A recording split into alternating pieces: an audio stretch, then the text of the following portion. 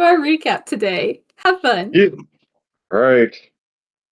Last time on Testing the Waters, we all found, we see through the light of the glinting treasure as we opened up the treasure of evolution to find a small pile of gold, as well as an interesting metal torque that we could not discern the nature of. Though, by Haas's pact and the vine wrapped around his arm, we did find that this was indeed the artifact that Sochiel was looking for and had made the bargain for, dropping it into the water and returning it to her possession. We ventured further into the cave. Dresh led point, leading the team in a secret survey of the ship and the abandoned ship in the lower cave, finding lost my place. Finding some captain's logs and records of trade done by the ship, we found that they were written in the same odd cuneiform writing as had appeared on Sochiel's island. Though unable to read it, we stored it for later review.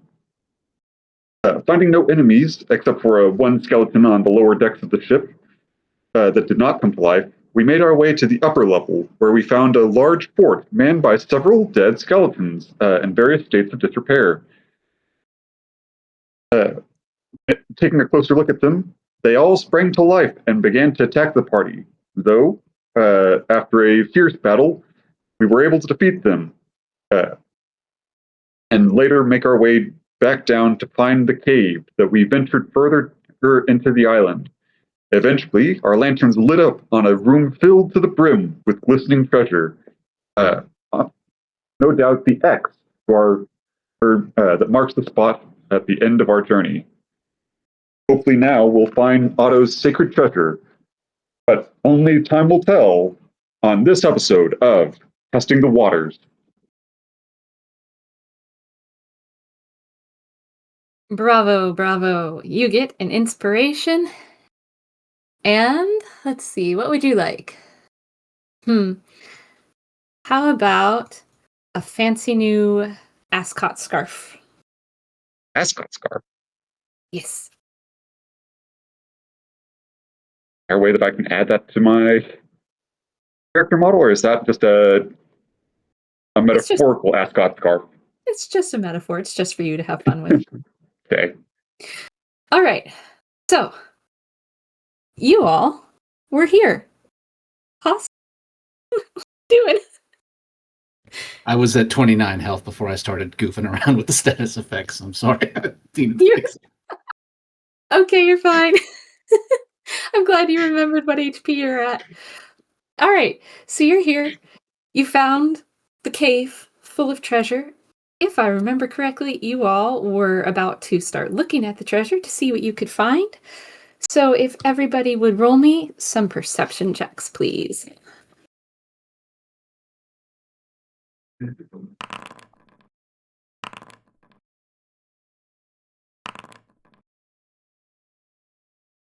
All right, and I will roll for the captain and Monsieur Bumblesmee. All right, let's see. With these checks, some of you notice a few fancy things. First of all, Bumblesmee and Captain Echo don't notice too much, except, what's around them. Soraya, you also don't see anything of interest. Haas, you're much the same. Daresh, however, you notice, suddenly, skeletons popping out of the gold piles in front of everyone. Each of the piles? Yes, each of the piles. Oh. A skeleton comes and pops out. And Aurelia, from your place, up on this little ridge, you're about 5 feet up, but you have a pretty good view of the room. With your lovely nat 20, you notice something all the way in the back. This rather large gorilla is taking aim with a cannon. Um, fire in the hole. She turns around. And he does. He fires. Let me see. Kababa bloom. He is aiming right down here at Haas, who didn't notice. Does a 10 hit you? It does not. Wow. Oh, Good. wait. Sorry. Hang on. I have to do a saving throw, right? I gotta do it. Sorry. As far as I know, the way ranged attacks work is they have to hit the area. And so, because he missed the area with his 10, the shot goes wide, essentially. So the area is my personal AC in this case. Is that right? I think so. Someone correct me if I'm wrong? If it's like a cast, like if he were to cast Fireball, the way that it reads, I think that it would just be everyone. You choose an area, and they make a DC saving throw. But you don't need to aim a rocket launcher. You just need to hit horseshoes and hand grenades. True. So I need to make a DC 13 dex save, right? In that case, since he is aiming at Haas. Am I understanding that correctly?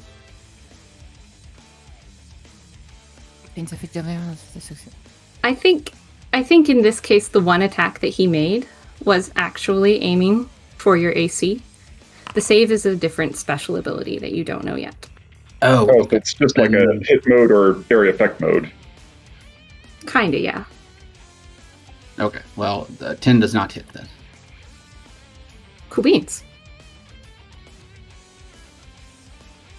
Oh, wait, watch where you're shooting.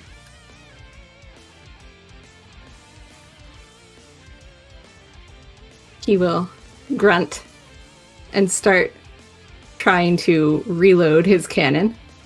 Meanwhile, the skeleton at the front of initiative will take his turn. And he will just move because he is rather far away from all the fun action going on.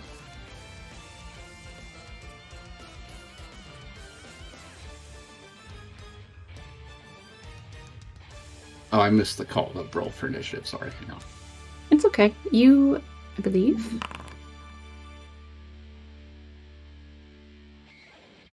will have your turn.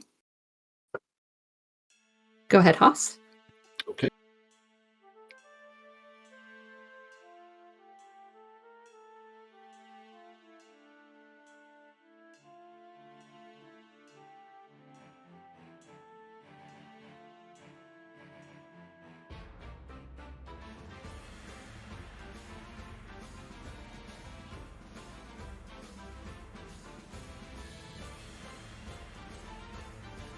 Haas will rush this skeleton, and he will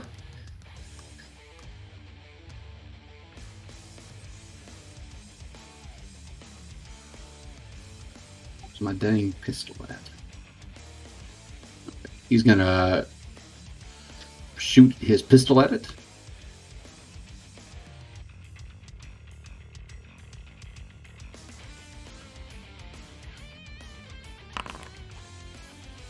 Alrighty. That is definitely enough to hit. Roll me some damage. And then for my bonus action, I will enter Rage.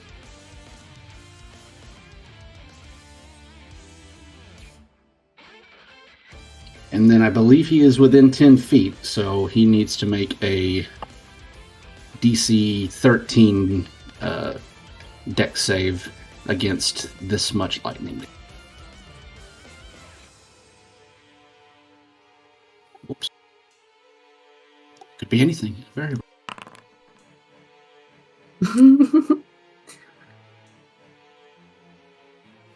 All right, and let me see exactly what sort of save he needs to make against your superpower.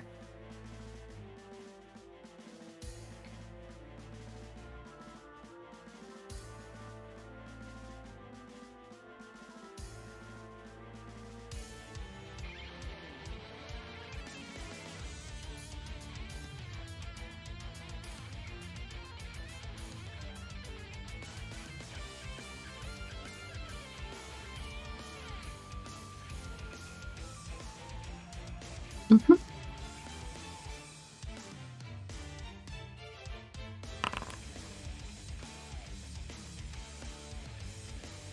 I believe he has succeeded. Okay, I believe that means he just takes 2 damage instead of 5. Huh?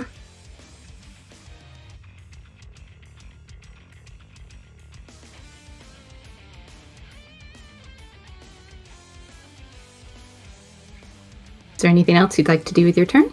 Nope. Let me get to the carousel. I'm done. Alrighty. Echo is going to call out. Look, you can hide behind these stalactites and stalagmites. They might provide a bit of cover. And she will level her pistol at this skeleton over here and try to take a shot.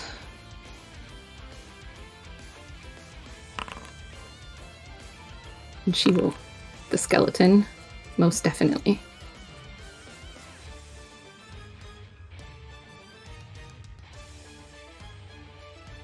And then, because she's a really cool captain, and she has multi-attack, she will try to rush in, but she won't get far enough. She'll just come right up next to Soraya.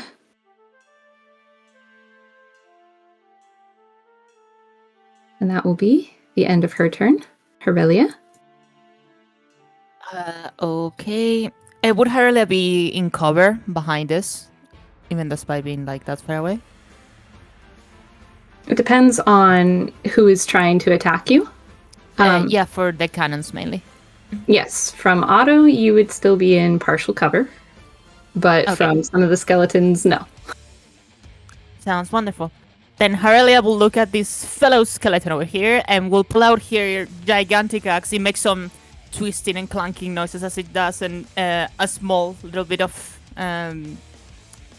it's not smoke. Steam seems to pull out of it.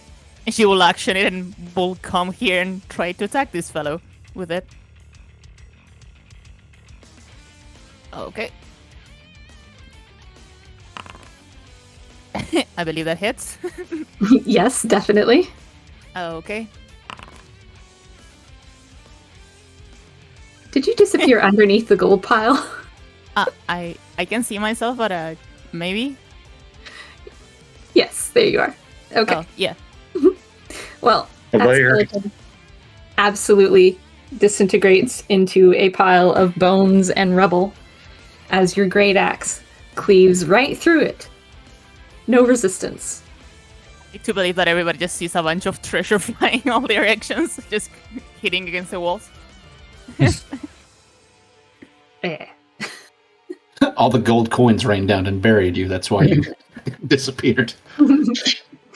I moved to this side, so I have 20 feet left. I'm gonna move here, and bonus action, I'm gonna order my little puppy to. No, I'll just move him here without expending my bonus action, and I'm gonna let him take the dodge action automatically. That's the end of my turn. Okie dokie.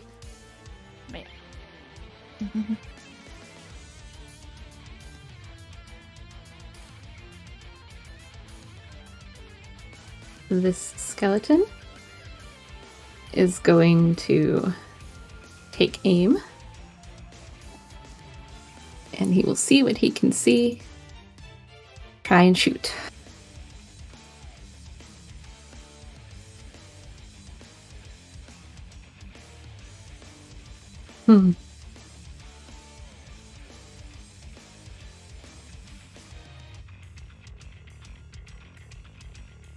He will go for Haas, as he has made himself readily available.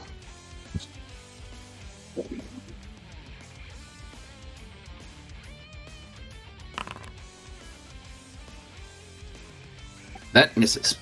Yep. And he will clack his jaw angrily.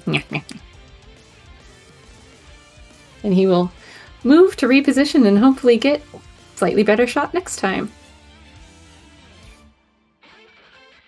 Soraya, your turn. Alright.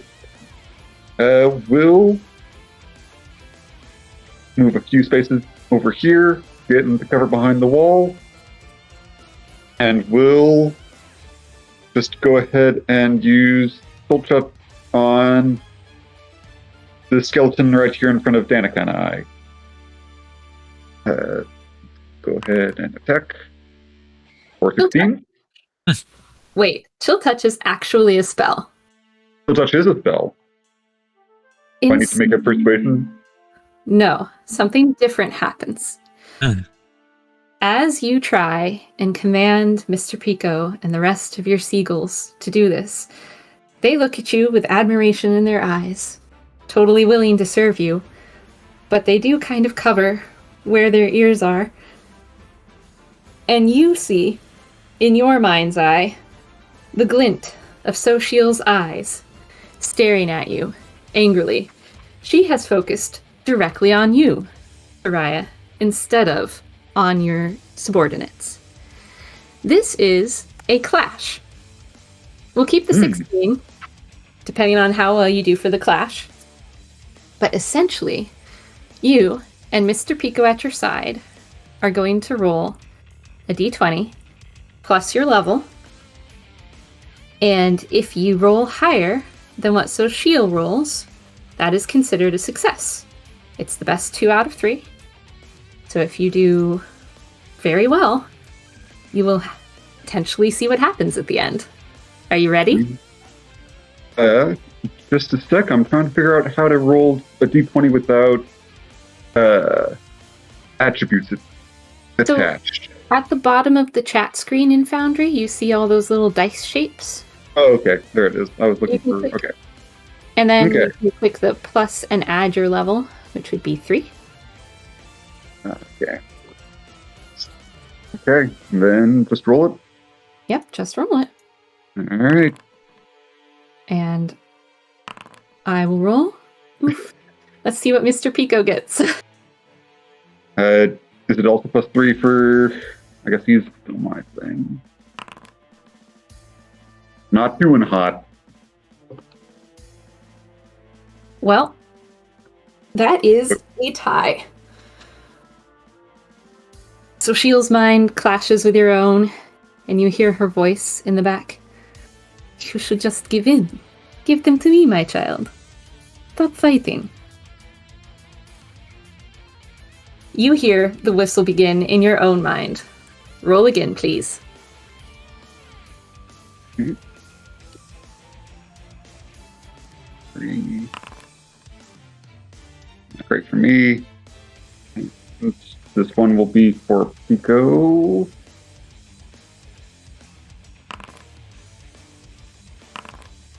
Doubles. Oof.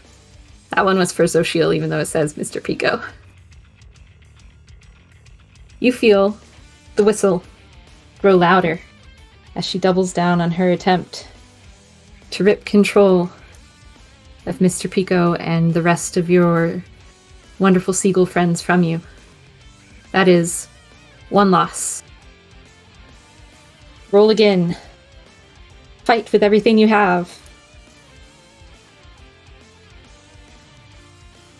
You blasted sea witch. You don't have any right to any of this. They are their own people. And for all of mine will be the second one. Or Pico will always be my second. Sure. She hisses in your mind. Insolent child. Congratulations. That's 1 win. The tie is still there. So, make or break it, Soraya. Okay. 20 plus 3 for me. We're going to use our heroic inspiration on this one. 2, so this is 1 for me. And final one for Pico.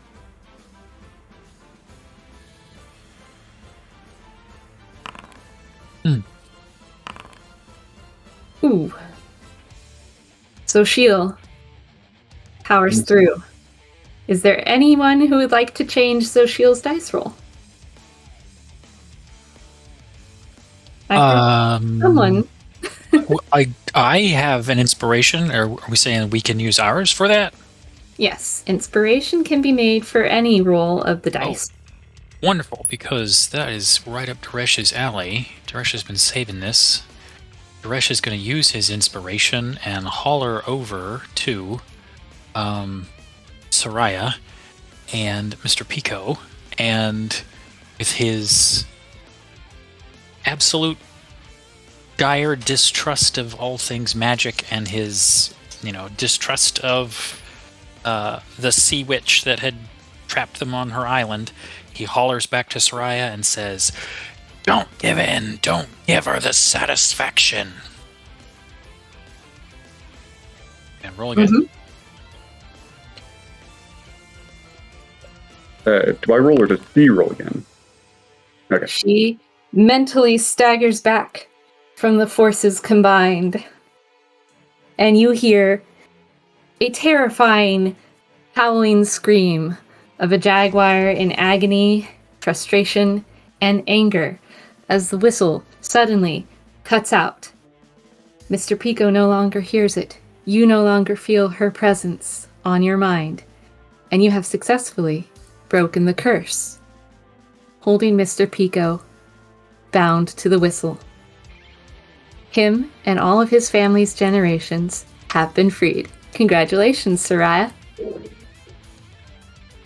You will never.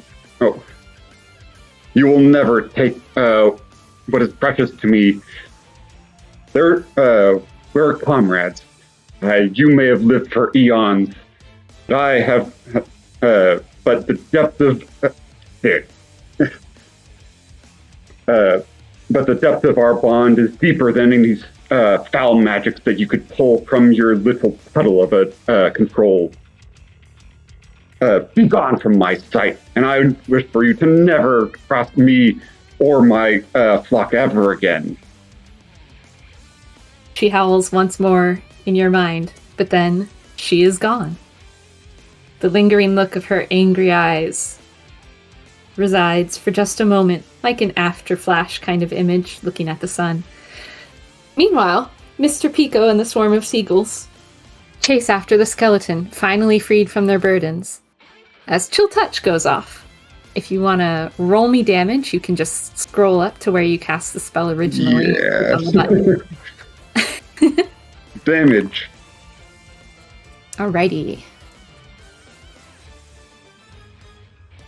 Oof. You'll whisper, "Your god is gone. You are alone in the world." The skeleton clacks sadly. And if Pico is there, since he is my familiar, I will use my bonus action to command Pico to give the help action. So the next creature that makes an attack against this skeleton in front of him will have advantage. I'll Okey-dokey. have him fly to someplace that is further away from the skeleton, which is right here. Okay. He does have flyby, so he should not proc an opportunity attack. But that will end my turn. Alrighty. With a groan, Otto gets up from his throne. Oh, insolent children, so young. Have you come to join my mangy crew? Surely you don't think you'll be able to defeat me and take my treasure. None before you have.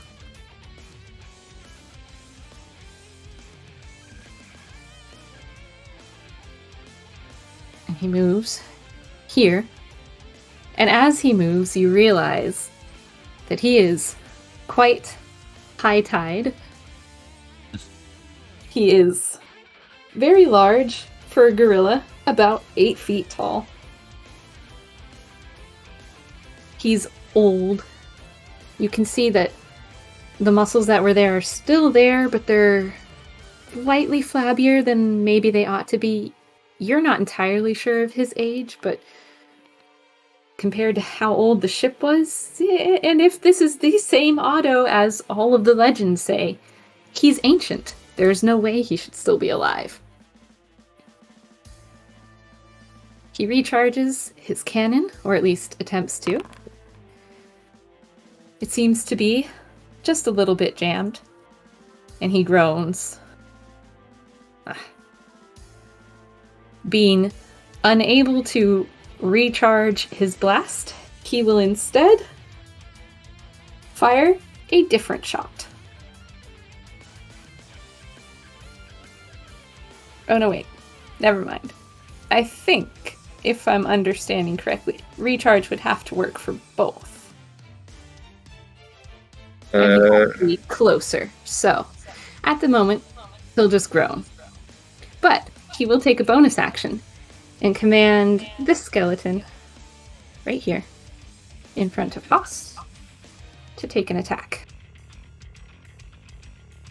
So the skeleton will swing with his sword, compelled by his master's command.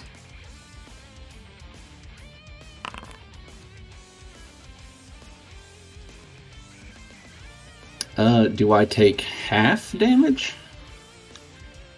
You are raging, correct? Okay, so that is 2 or 1? It would be half damage for bludgeoning, piercing, and slashing, so that would be a 1. You always round down.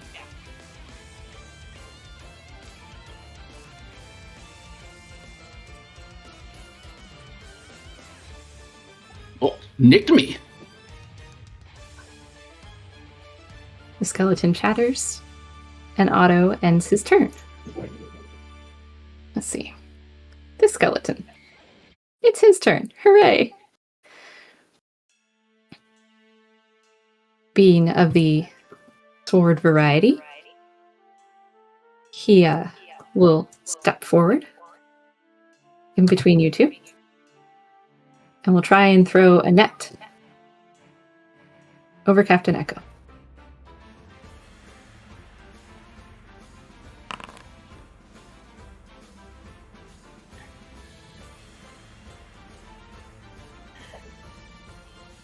And as far as I know, that would miss. He would just throw it wide, wouldn't he?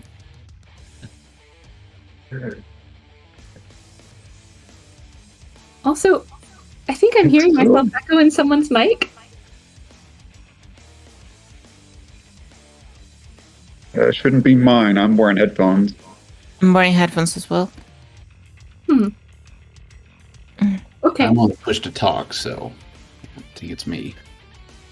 No worries. Well, he'll miss, because that's just an AC attack. The net flies harmlessly over here. Skeleton angrily clacks his teeth.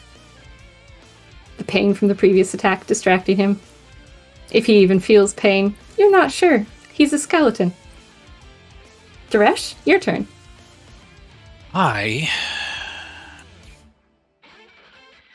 Just getting to this level. I haven't used this ability yet, but I have cough cough hunter's mark. I am going to recall and use the old sailor's trick for tracking prey on the high sea that I was taught by a gunslinger long ago. I'm going to charge up here. If I'm right here behind the pillar, is that enough that I can shoot past the pillar, or will I need to be out a little further? I like shoot this way, maybe him. The stalactites count as partial cover. Okay. Stalagmites as well. So they just give you a bonus to AC if you're standing behind them. Okay. So I'm going to be shooting this guy, but before I do, I'm going to use the old gunslinger's trick and give him the lazy eye. Nice. This guy? Yeah. Okay. And I shoot at him. That definitely hits. Do some damage. And I'm going to shoot him. And since I have the Hunter's Mark on, I do an extra D6. Nice.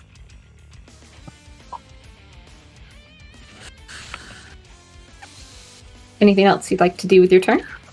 Yeah, I think that's all I got at the moment. Okie dokie.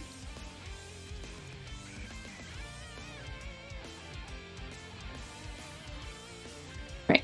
This skeleton, way in the back, is going to take a few steps forward. Climb down from the pile of gold, down the roots. And then he will dash. Nya, nya, nya, nya, nya. Sword brandished high. Bumblesmee is in an absolute panic because these are all skeletons.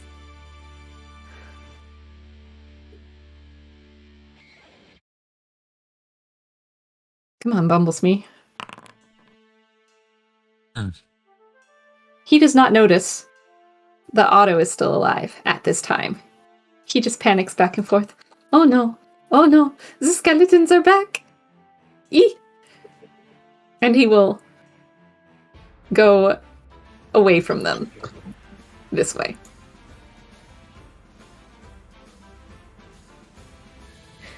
And being afeared, that's all he'll do. Come on, Bumblesmee. He might have a deadly bee sting allergy. Bumblesmee just quivers. Alright. Mostly dead skeleton. Facing down Haas. He'll try and trap you in a net.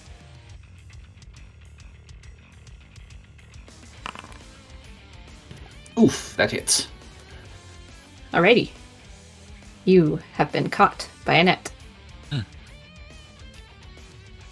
You are stuck there until you can free yourself or someone else comes and frees you.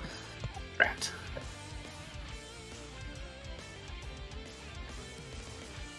The skeleton will heroically. Nya-ha! Nya, nya, nya.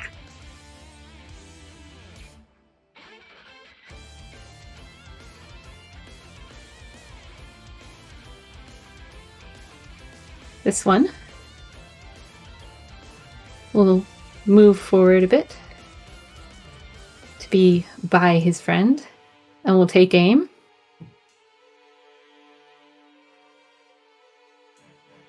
Let's see. Who will he go for? He will go for Bumblesmee. Oh no! And he will aim and shoot. He's just a boy. That is enough to hit. Unfortunately. No! Bumblesmee! Bumblesmee will take some damage. Ah! Ooh! That stings! Ow!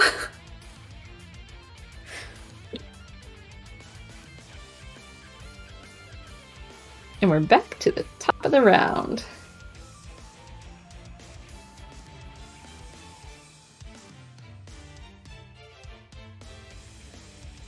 And now I'm curious, do we have that skeleton on there twice? We might. The skeleton will move forward, but being of the sword variety, will start to dash and climb up here. It's just a little 5-foot ridge here. So it climbs, and it gets this far, and it looks between the two of you. And it will attempt to throw a net on, I believe,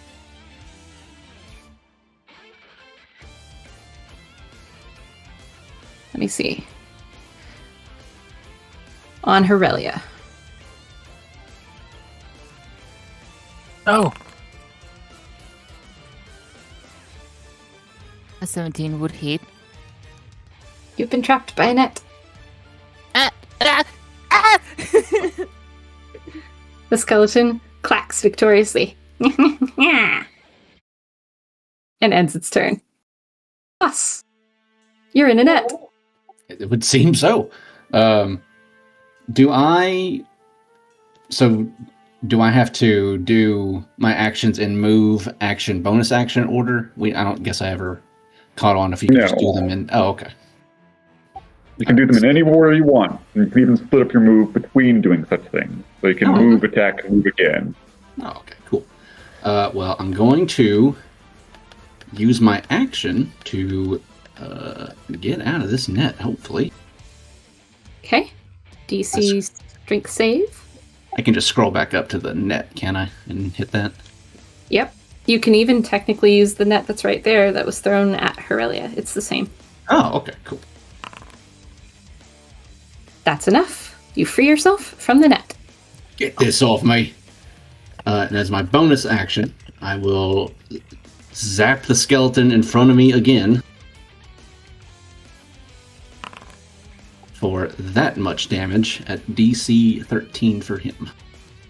Okay. Let's see if he can do it. Oh, he can't.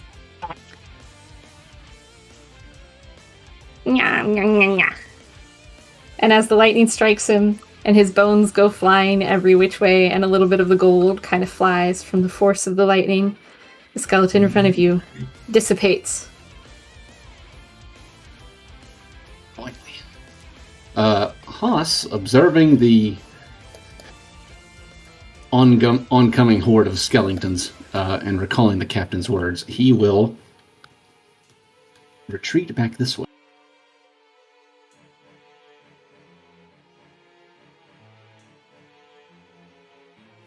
Ooh, there's a lot of them. One by one. Past turn. Alrighty. Captain Echo, having a skeleton right in front of her, is going to swing her rapier and absolutely miss, but that's okay because she has multi-attack. It does have advantage because Pico used the help action on the previous turn. That's correct. Thank you for reminding me. That will actually be enough.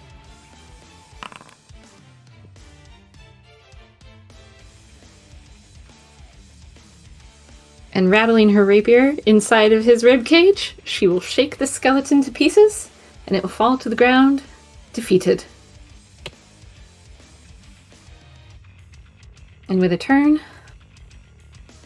she will go and try and console Mr. Bumblesmee. Come on now, chin up. Fight with the crew. You can do it. They're just little skeletons, Bumblesmee, please. Your turn, Aurelia. Okay, the saving throw consumes my action, right, for the net? It does. Okay. Oh, that was supposed to... Never mind. Once again, let me select the right person. Go ahead. No! Give me back my roll! Yours. Unfortunately, you're still trapped in the net. Hey, you help me! She points at the steel defenders and throws something at this skeleton, and she's gonna order it to attack this guy. Okay. Go ahead and roll for an attack. Okay.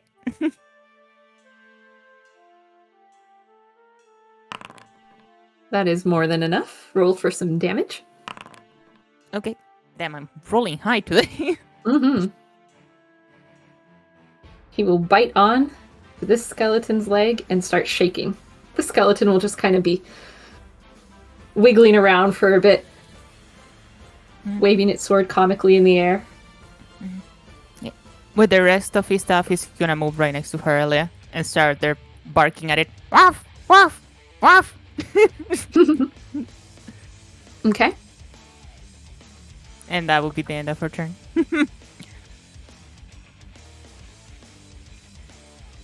Alrighty.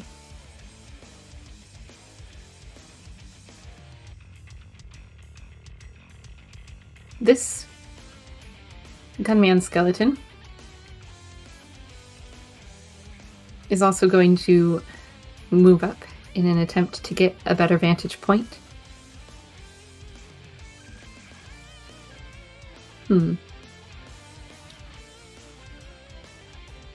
He's going to take the shot at Daresh, but since you have partial cover, you get a +2 to your AC. So, kapow. He fires.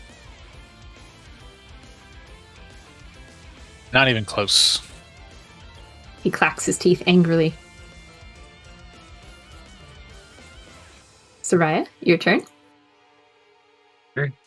If I can do this movement properly. There. We'll start with.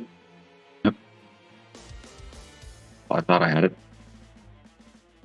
Click plus drag. Would be 50 feet. So we'll have bonus action. We'll have Pico go to right here. Sarai will say, Pico, help get that net off Aurelia. So he'll go over there, use the help action to give her advantage on her freeing check, since he doesn't actually have an attack. And Soraya himself will... Yep.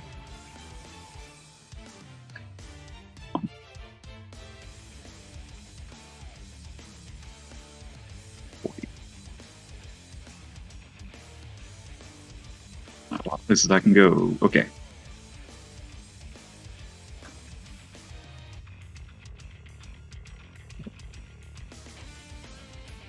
He'll just move himself. Sorry, trying to have technical difficulties with movement commands. It's okay. You might be He'll just on move up. Oh, go ahead. If you're just on the measuring tool and not on your token, it could be part of the problem. If you're on the little human emblem at the top, and then you go down to the ruler on the right side of that column, then you should be able to click and drag and hit space. Otherwise, you'll just be measuring. Or you can just move forward one by one. That's not me here. Yep.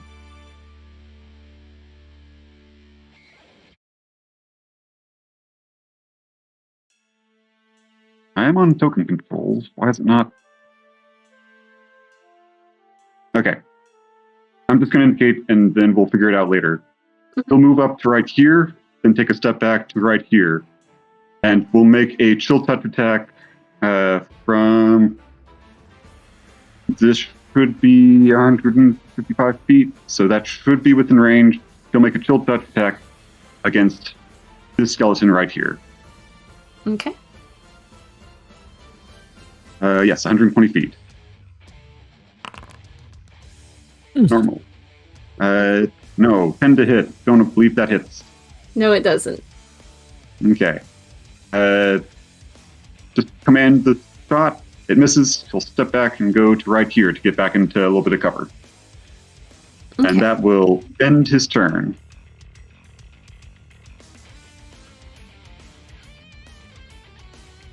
All right. Old Salt Otto is going to try and recalibrate his cannon to do a larger blast, and will not succeed.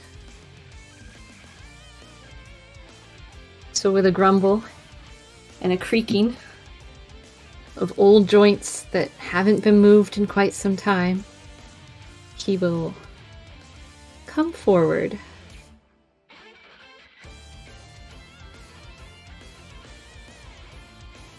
And look over the edge at everyone. He will angle his cannon on top of his shoulder, and he will take aim for a different type of shot. No. Let me make sure that I'm getting the the distance right. Let's see.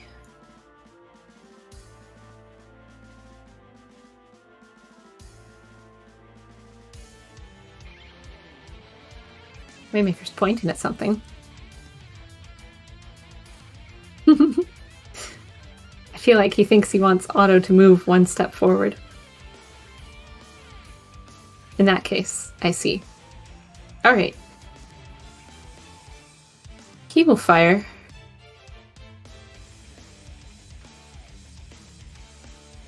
With what is called...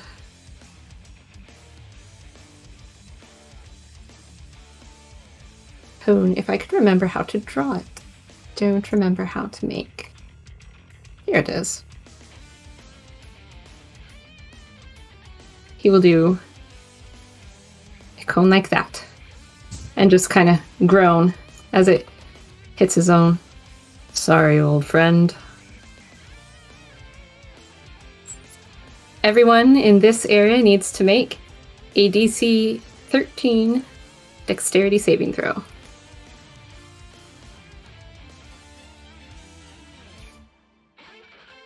Oh.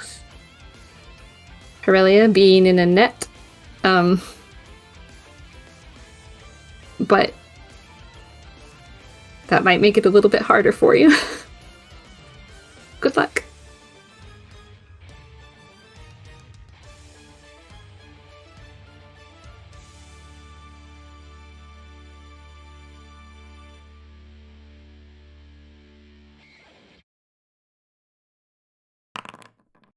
This skeleton nimbly dodges. He's used to his master's cannons firing.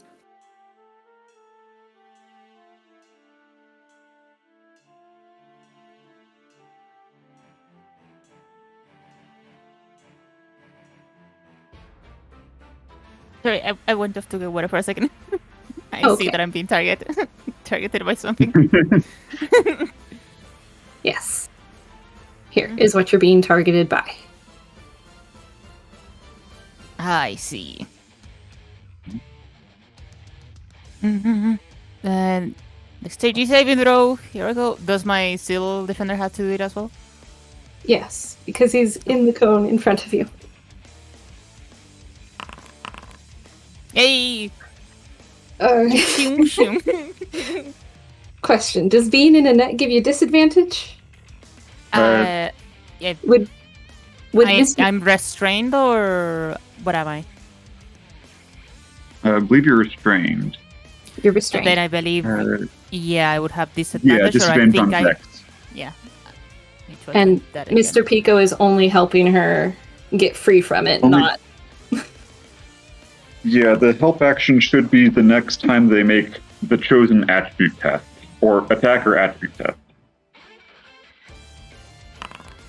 Right. Made Roy find the help rule. Well, that's okay. You all have succeeded on the dexterity save, so you only take the damage. Half damage. Mhm. Apply half damage. I almost applied all of it. The skeleton crumples, despite being very dexterous and full of holes. He didn't survive all of the grape shot that poured out of the cannon at point blank range.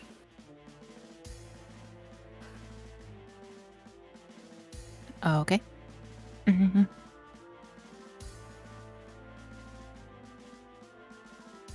Alrighty. And with Otto's bonus action, he is going to ask this skeleton gunner, fire! And this skeleton will aim at Daresh again.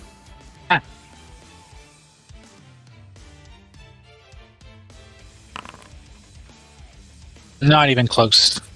It will clack its teeth angrily. Otto will sigh. We might be a little rusty, but still, it'll be nice to add you to my collection. And with that, his turn will end. Daresh, it's your turn. As I finish reloading my musket, I'll holler back at old Salt Otto and say, I'd rather be dead than a skeleton in your crew. Otto And- looks confused. And take aim with my lazy eye again back at the skeleton that I had shot previously. Hmm. And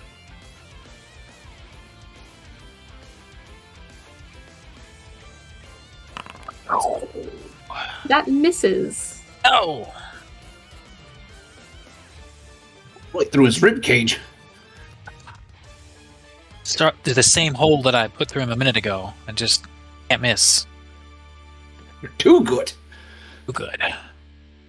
I don't want to fall back because I don't want.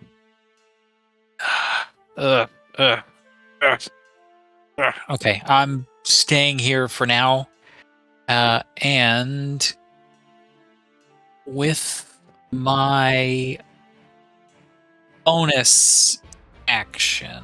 Oh, I can't use that as bonus action. I don't think. I'll just have to keep my lazy eye on the skeletons and rumble while I try to reload my musket. I think that's all I got. Alrighty.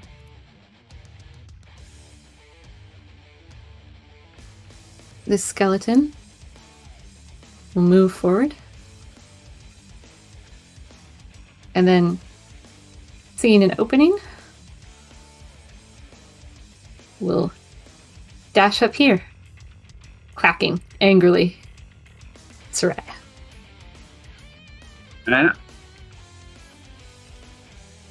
Mr. Bumblesmee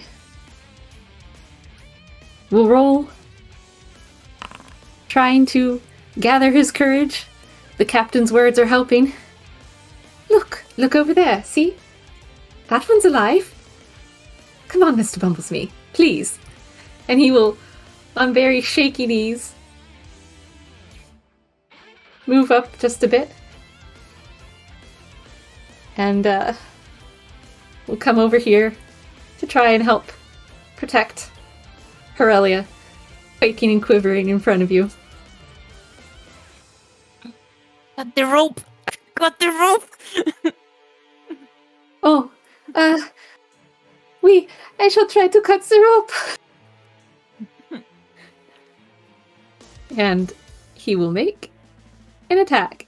Let me see what he needs to do.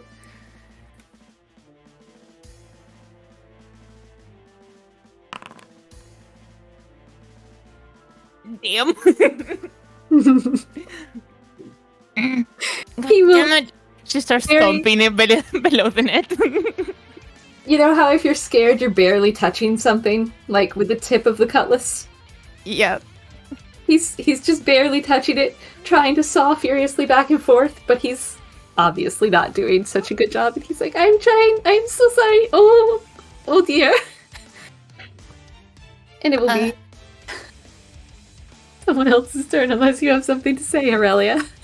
No, Harriet is just frustrated right now. Oh, the dice. They know.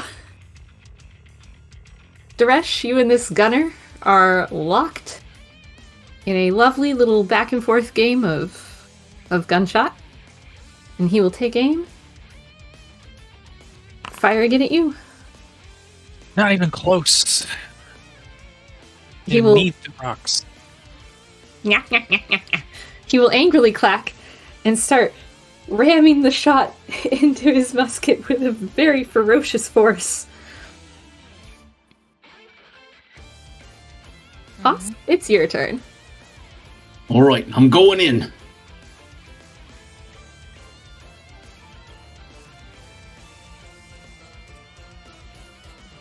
All right, lazy bones. Let's see whether or not you're full of dust or full of fight. Huh. And Haas will attack with his scroll.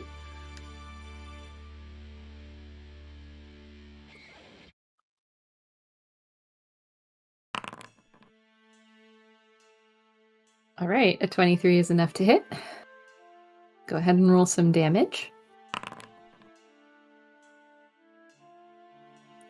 And then for his bonus action, he will have a little arc of lightning go off the tip and punch into Otto.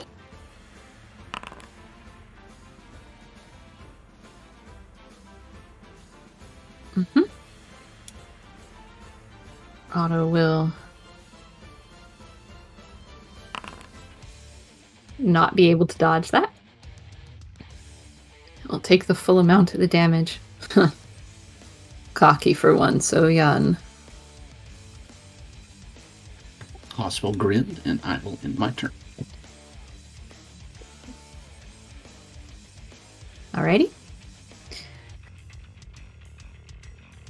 Echo will assess the situation and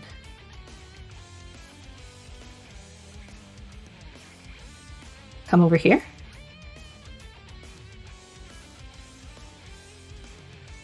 And with her pistol, she will attempt to shoot at this skeleton back here.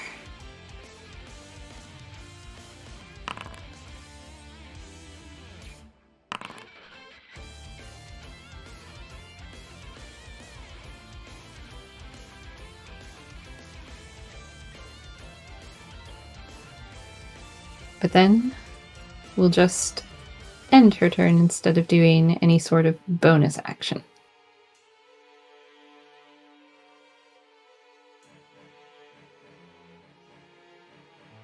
Heredia, your turn.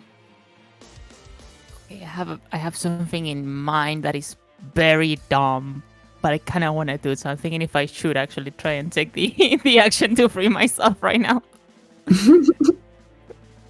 Can I count on Bubbles me to free me next turn?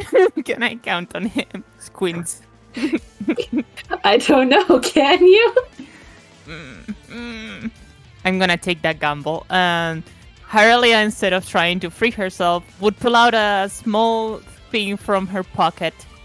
And seems like a small ball, just like the one that he has for her Steel Defender. But instead of that, she will put it up against her legs and she will cast Jump on herself as it turns into some sort of mechanical aid for the legs. Mm-hmm. And bonus action, she's gonna send the Steel Defender to go beat up the monkey. Not me, though, hopefully.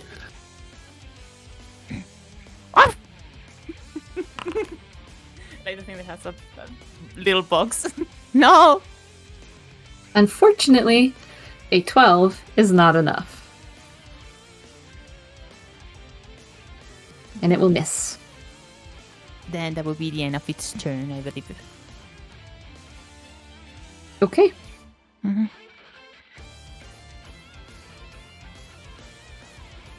This gunner, having been shot at by the captain, will take aim and fire back at her. And will actually hit.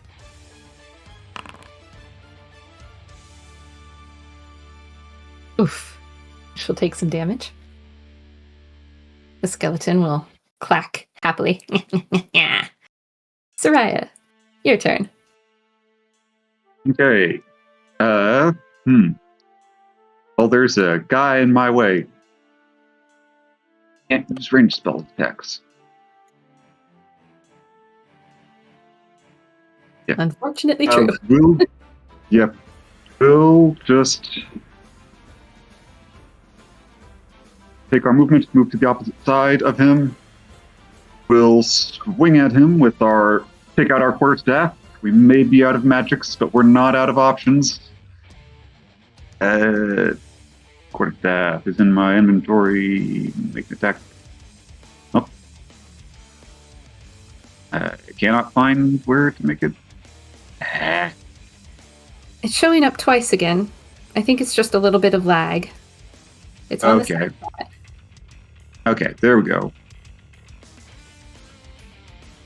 Yeah. Style.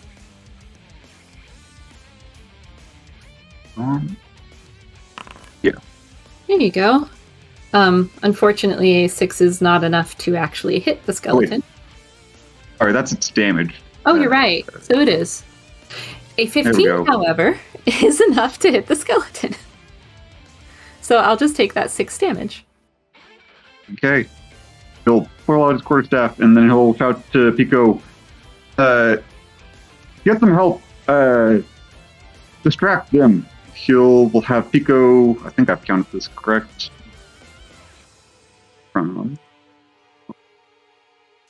So he will move to right here Okay. for 35 of his 60 feet.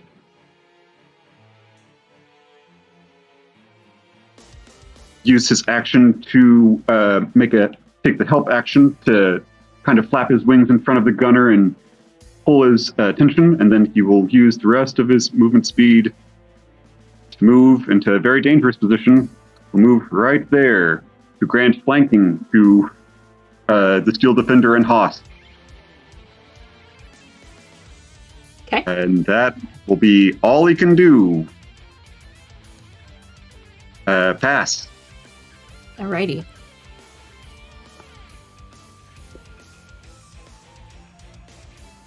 Otto is going to look down at Haas. And he will try and reload his cannon. And not succeed. So instead, he will throw his cannon up over his shoulder and will instead pull out a rusty cutlass.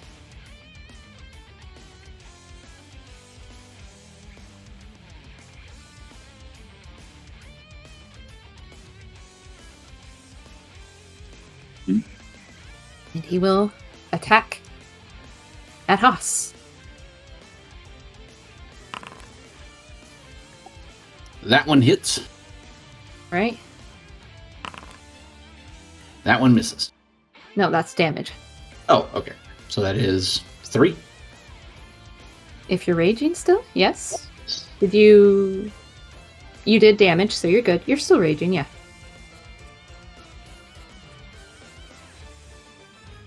But you are correct. He will swing again with his rusty cutlass. I'm gonna use the reaction of my Steel Defender to give disadvantage to that. Okay. Ooh, that's cool. Roll. Does a That 14 misses. hit you? 14 misses. All right. Nice save. You see a pile of steam that just comes out of the Steel Defender in front of you. And Thanks for the save, Scrap. Otto will recoil from the steam, and being rather upset by that, will ask this skeleton to instead direct its attention to Aurelia. And it will fire at you. And miss abominably. I don't know. Skeleton will clap angrily. He would have advantage to that because I'm still restrained. So be it. There's nothing I can do about that. Okay, I'll take the damage. Ah!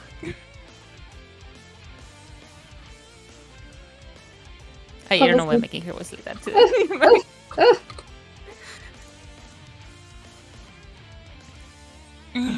That one hurts. Otto will chuckle deeply. You'll see.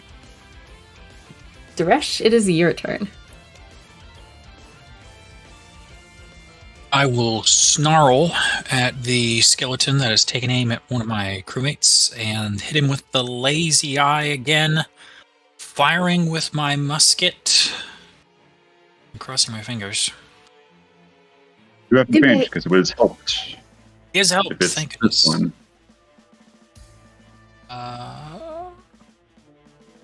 And a lot of stuff. There we go. That is enough. Roll me some damage.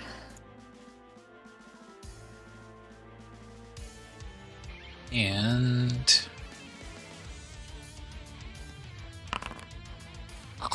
it'll also have a d6 because I'm lazy eye. Mm-hmm. It is most definitely disintegrated.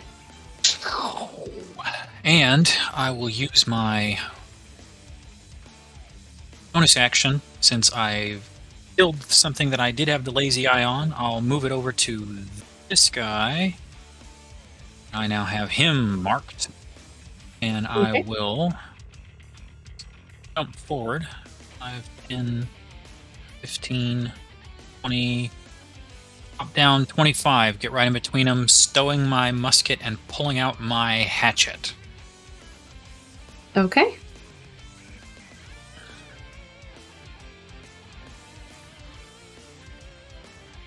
Anything else? That's it. Alrighty. This skeleton in front of Soraya going to swing with his cutlass and try and hit you. Can't do anything about that.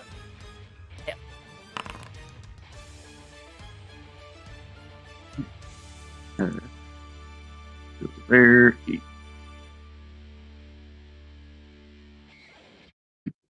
Goes to 12.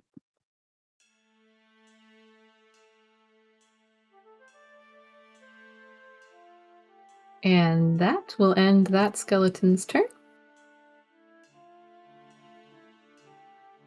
Monsieur Bumblesmee, absolutely freaking out because the gorilla is getting closer.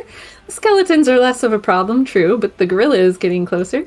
Will try and cut Herelia's net as fast as he can. Come on, Bumblesmee. There we go. He finally manages to cut the nut away. Finally, thank you. she tries to rush her way out of the bindings. You are welcome. I finally did it. Oh no. Now what? Good job. No worries, we got this. And Carla pulls out her axe again and just starts getting ready. And he will brandish his little cutlass in front of him, rather afeared, but standing next to you. And at the top of the round, someone new will actually enter the battlefield. Oh no. Hot lady? Crawling Lady? out of the cave will come Robin. I thought he was injured, but he's just huge. Never mind.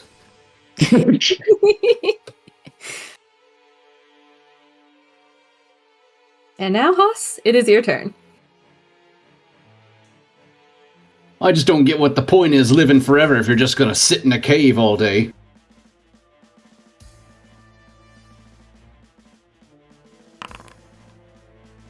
He'll take a swing. A 13. With advantage because we're flanking. Yes. Flanking would give actually a +2. So that is enough to hit. Go ahead and do some damage. Okay. And then the Zappo bit will also trigger. Oof. Zap, zap.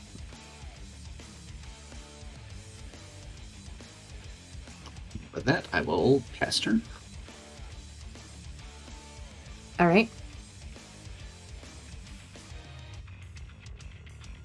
Echo is going to come over here and swing her rapier at the skeleton.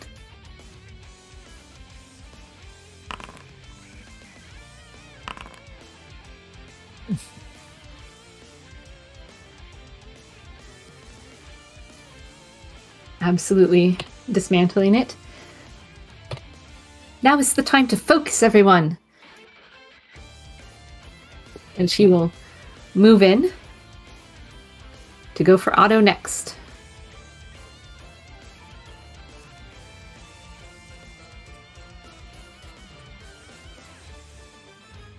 Give me just a second.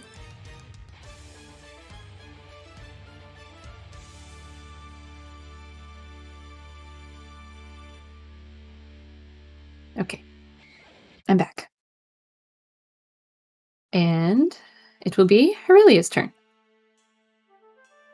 Okay. I have questions. First one, does anybody remember if I used my inspiration last time? Because I didn't have it marked on my sheet, but I don't remember if I did or not. Used your what? My inspiration. Well, your inspiration. I don't recall you needing to use it. I think the only reroll you used was the freebie we got from Bill's meal on Sochiel's Island. Oh, that's true. I don't think you used it fighting the skeletons in the fort. You all really dispatched them quite quickly, so... Yeah, and the only other rolls she did before that was like picking the locks and stuff, and she did fine on those. Mm-hmm. Ah, then I'm supposed to have it. Okay, thank you. And that one and the other one, how tall is this cave? The cave is about 30 feet tall. 30 Sounds feet. wonderful to me. Harelia will move about here, getting ready with her axe. She seems to have a brilliant but maniacal idea in her brain at this time. Her eyes going kind of crazy. But as she approaches here with the leg braces that she installed before, she's gonna go use rabbit hop, and she's gonna jump 30 feet into the air and fall on top of the gorilla with an attack.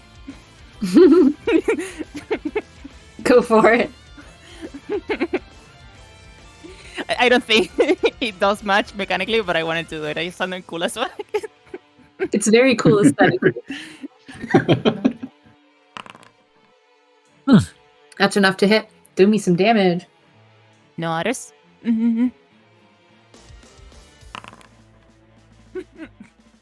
All right. Aurelia jumps up, nearly smashing her head into the cave ceiling, and then comes hurtling down, axe at the ready, and slices deeply into Old Salt Otto. He yells at that. Rah! I told you I'll teach ya. And that it will be my turn. Okay. Soraya? Okay. We'll start by...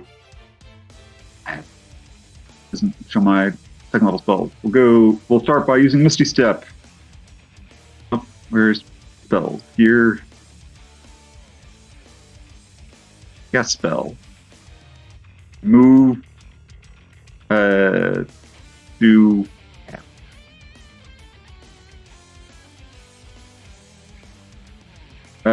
Essentially right here, but then 15 feet up. Okay. Since it goes 30 feet, so we're going to a spot. I mean, I will have movement at the end of this, but... And then add... Oh, it's this one. That elevation... We'll put ourselves 20 feet up.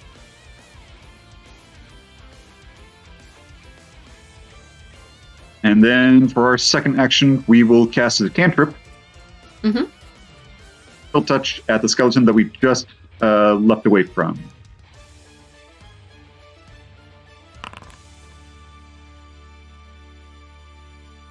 All right, that's enough. Do me some damage.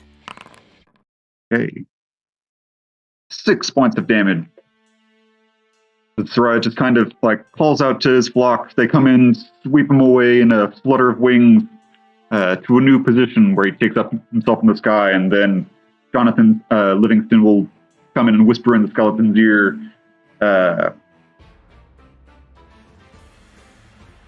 yes, taxes.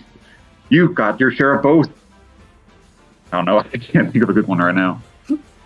The skeleton will clap that'll be- sadly.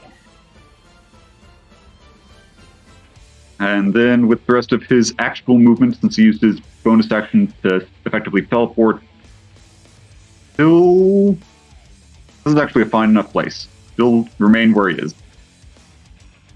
All right. Old Salt Otto will growl down at Haas.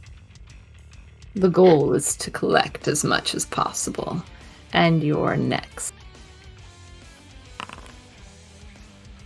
And he will recharge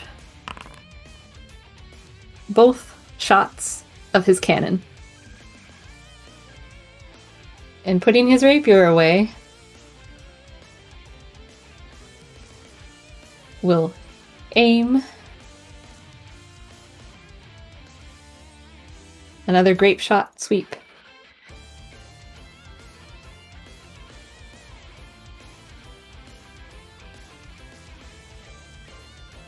He will, let me see if I can draw it again.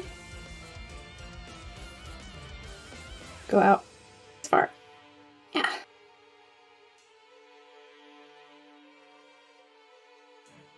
So that'll be Haas.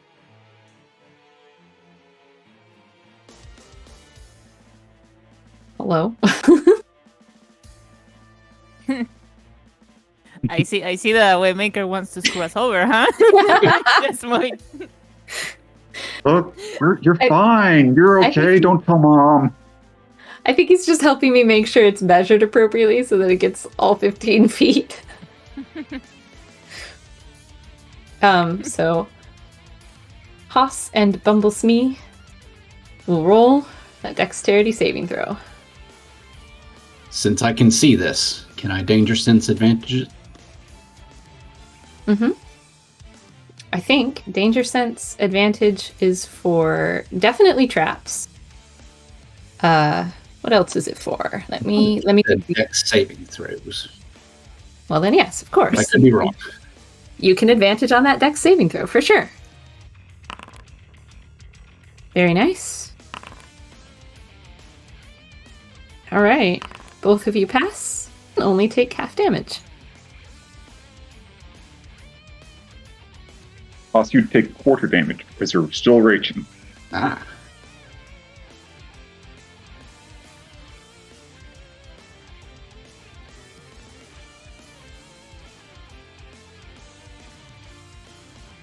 Also pick one of the shrapnels out of his shoulder and flick it away.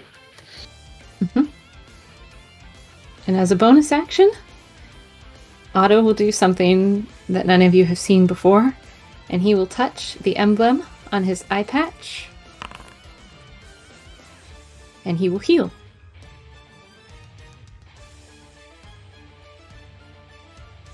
And with that, his turn is done.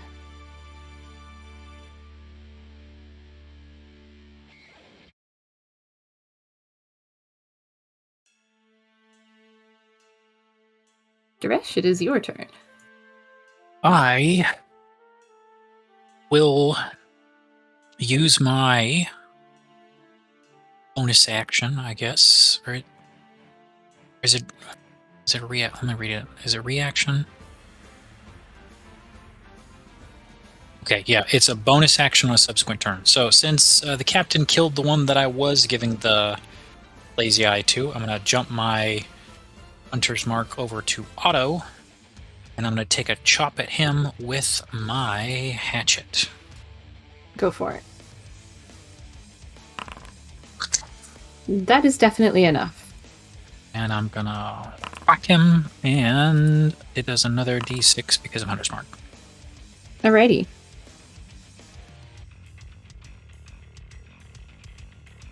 Oof.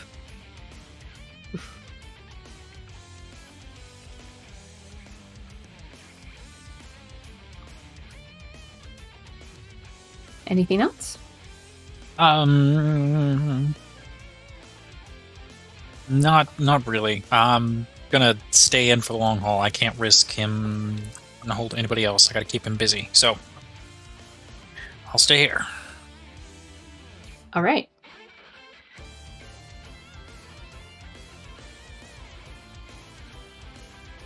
This skeleton will clack.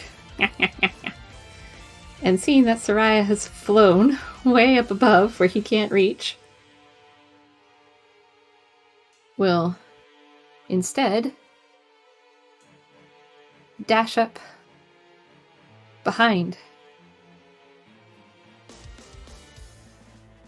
But we'll have to end his turn there.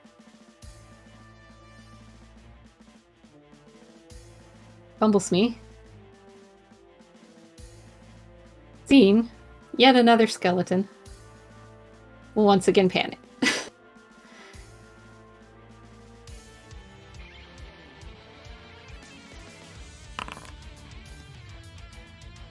and will back away behind cover. No, oh dear. Robin. Robin will dash down to where he hears all the commotion.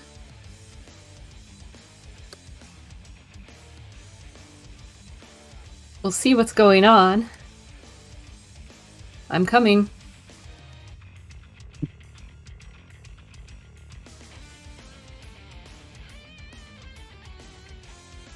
Hoss, your turn.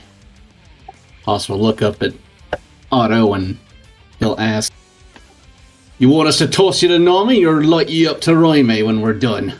Or should it be dealer's choice?"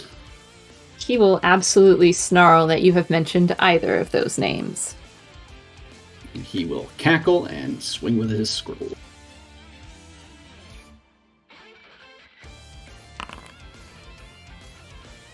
A 10 will unfortunately miss.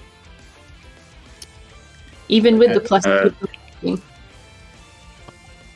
But I believe the spark still goes off as a bonus action, so I will throw one of those out.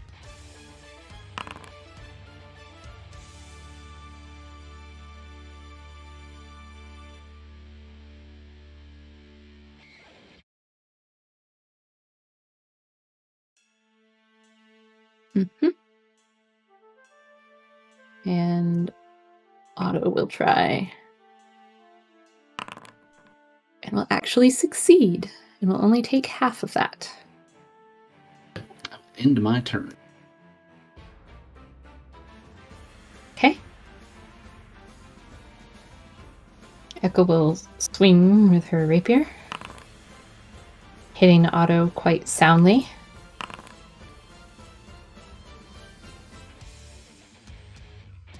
And then will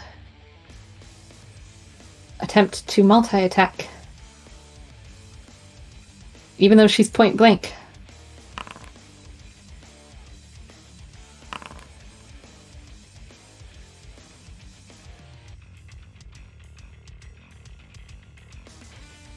Aurelia, your turn. Can you guess what I'm about to do? I'm about to hit him with an axe.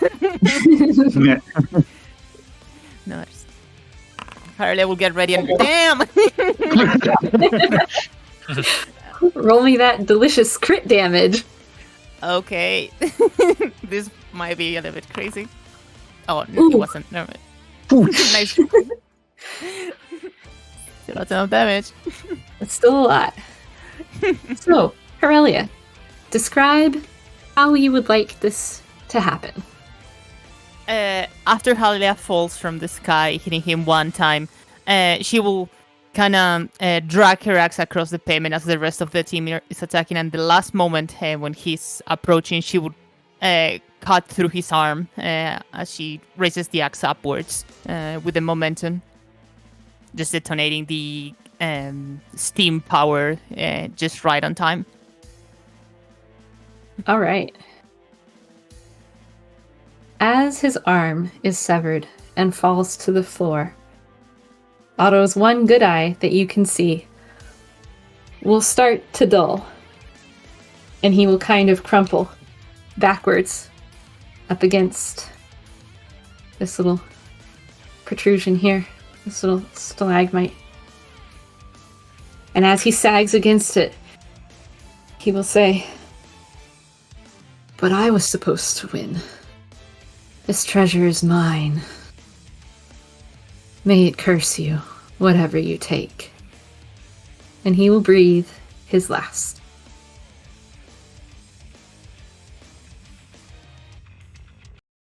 Congratulations, guys. You have beaten Old Salt Otto. Someone from legend. Yeah. All right.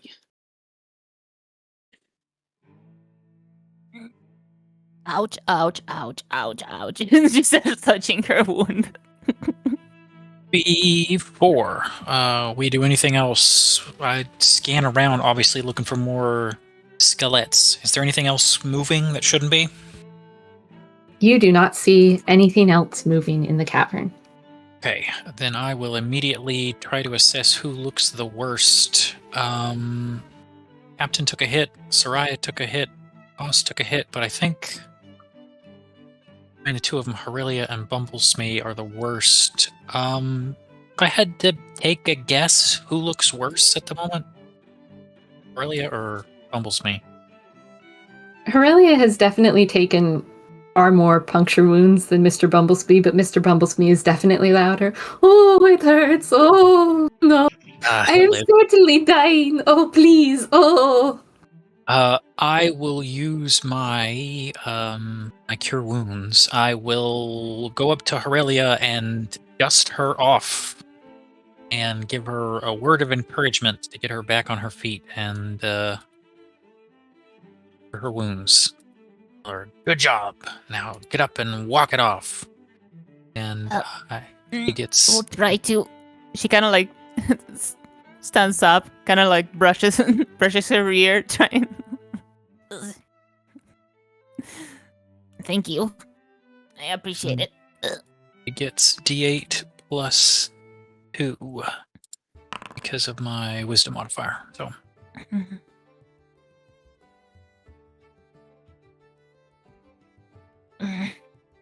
She kind of reviews it, looks over her wounds. It's not that bad.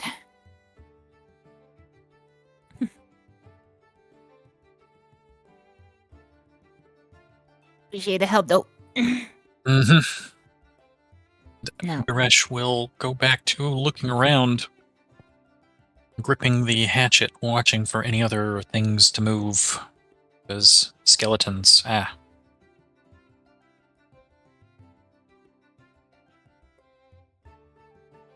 The captain will try and console Mr. Bumblesmee. Well, I believe that was Otto himself, so certainly, now that he's gone, we should be able to find what we're looking for quite easily. If anyone can look for any sort of cursed items, or perhaps treasure of the sort, bring it to me, and otherwise, fill your pockets, crew. We've done it. Yay, let's go. I think I have a guess what it can be, but sorry. No, you're good, you're good, sorry. Oh. No,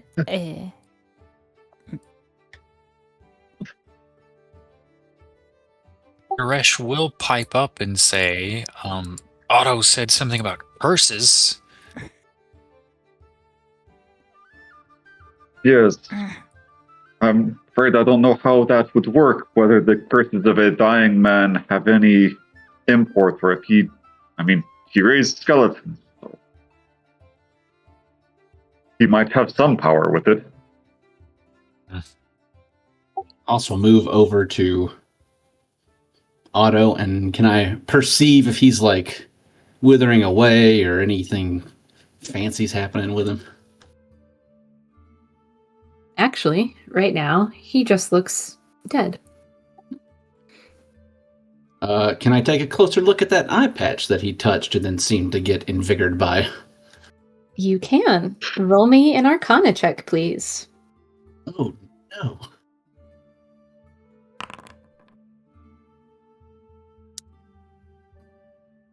You can definitely sense some power behind it. You feel like you felt this power before from somewhere. Can't really place it, and you're not sure how much power there is.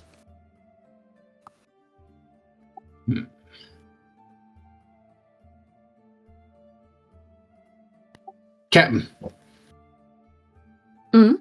What is it? Did you notice anything weird when he touched his eye patch? Well, I was behind him. I suppose he looked somewhat invigorated for a moment. But he went down quite easily afterwards. You reckon the eye patch might be his relic?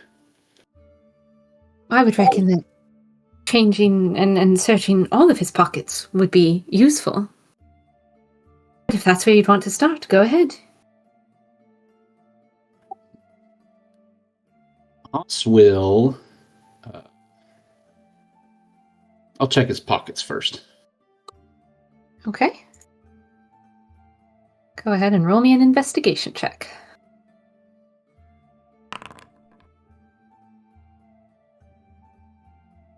Righty. You receive 2 gold pieces and 5 silver pieces. You find an old journal in the other pocket on the other side of his tattered coat. And other than that, he has nothing in his pockets, just his cannon, his rapiers, and his eye patch. Otto will set, or Haas will set the coins on a nearby rock, clearly more interested in the journal. But then he will slip the eye patch off and see if anything happens. Indeed, something does.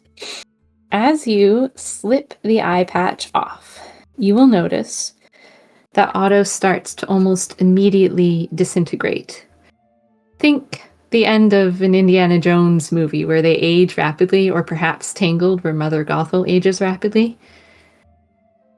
His fur goes immediately white, then patchy, then his skin kind of melts away and his skeleton turns to dust.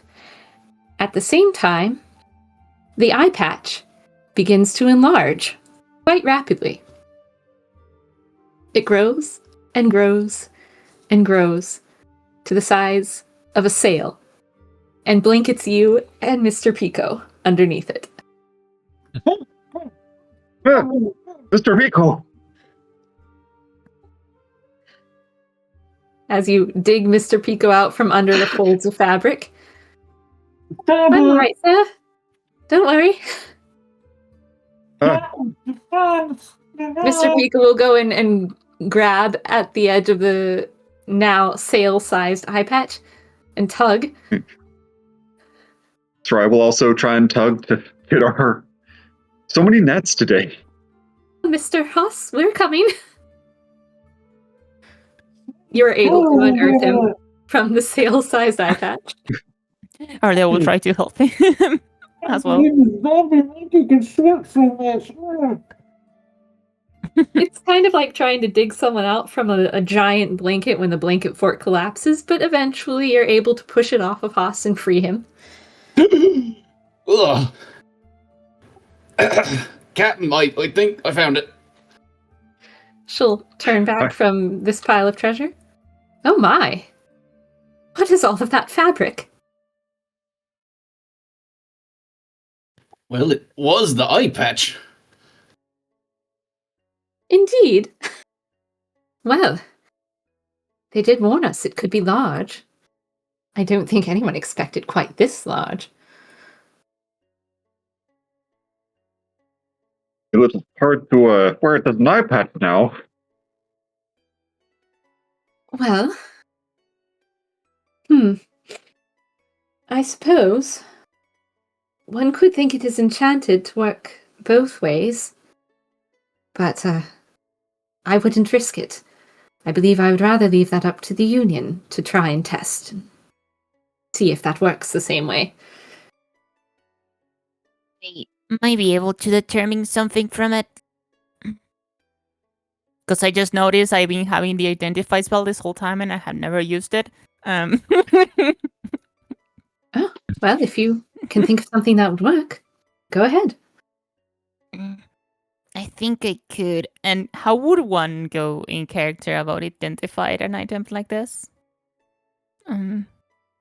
So you would roll an Arcana check, and you would be looking specifically for the little cuneiform symbols that you know are on most ancient cursed items. And you would see what you could see. You might be able to feel specifically which Titan the artifact came from. It just depends. Go ahead and roll for it. Okay. Here I will be trying to identify it, assuming that as a ritual, and I will Arcana check that. I have no idea. An 8 is not enough, but as you identify, you indeed see that this item would require a little bit of getting used to. You assume that covering an eye like that, you might be able to see through it. You notice that any sort of runes are written right behind the emblem, but you don't entirely know what they do, as you can't read the cuneiform that they're written in. You know that this most definitely was created with ancient Titan magic, although you can't decipher exactly from whom it was created. You do know that if you were to put this over your own head and line up the emblem on the front with your eyeball, it would most likely shrink to fit. Oh, it seems like this is the reference point. If you put your eye up to it, it should shrink to fit you. It's definitely from Titans.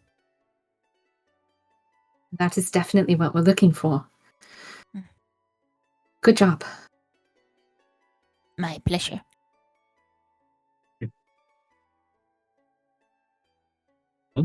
Mission accomplished then, I suppose. The rest is just collecting the rest of the loot. I don't know if we've got enough chests on board the ship to carry all of this. Most likely Oh. not. Oh, go ahead, Mr. Haas. Haas will pull out the pirate flag that he stole from the fort up above, and he will kind of lay it out. I figure we could use this as a bag, tie up the corners, fill it as much as we can. Certainly more than we can carry with our hands. Quite a good idea. Quite I'll help you indeed. start loading.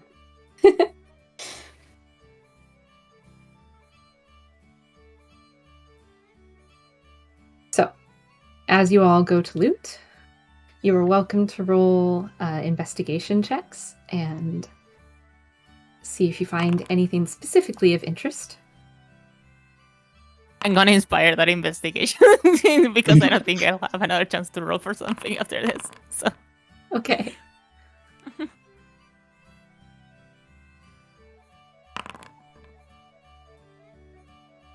Alrighty. Well, Duresh, you and Soraya easily find what appears to be a large landscape painting. You can see it from where you are. Soraya saw it as he was digging through this pile. The landscape depicts a scene, a grassy field, or at least you think it's grass. It looks like grass. It has the same brush strokes that would depict grass, but it's blue. And the sky, instead of being pink as you know it to be, is also blue, with very, very bright lights shining down. 3 lights, to be certain. What an odd landscape painting. It's in a gilded frame. Very ornate, very old, very large. It would hang on a manor wall above the stairs, you know. A great focal point.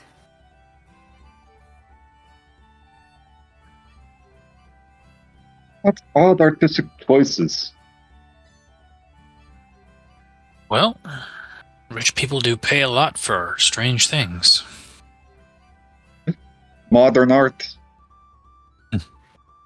But I do like the brushstrokes. Got a nice field depth of view to it. The frame is very square. I guess because you're more of an oval fan, he'll kind of try and lift it and move it to the pile. Or do you prefer circles? Or, ooh, are you a triangle man? I've not seen a triangle man before. Duresh will kind of look himself up and down while he's helping you move this painting, and he'll look back at you and say, I don't know if you've noticed, but I'm not very much of a art person. You can have hobbies. I don't know. looks around at the piles of skeletons and his gore-stained axe and hobbies. They're important. Look. Oh. They're important. You can't just have all of your days be filled with plunder and sailing and... Surely you've got a hobby, Mr. Doresh. He hasn't really thought about that before. You see, he's almost lost in thought, trying to recall the last time he did something that wasn't sailing, scouting, chopping up skeletons.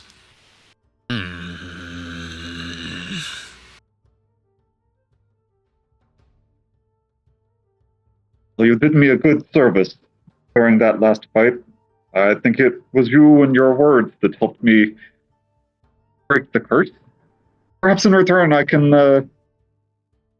help you find some hobbies. I happen to know a very good game. It's very fun. You take these dice, and there's a merchant I know back in the nearest town.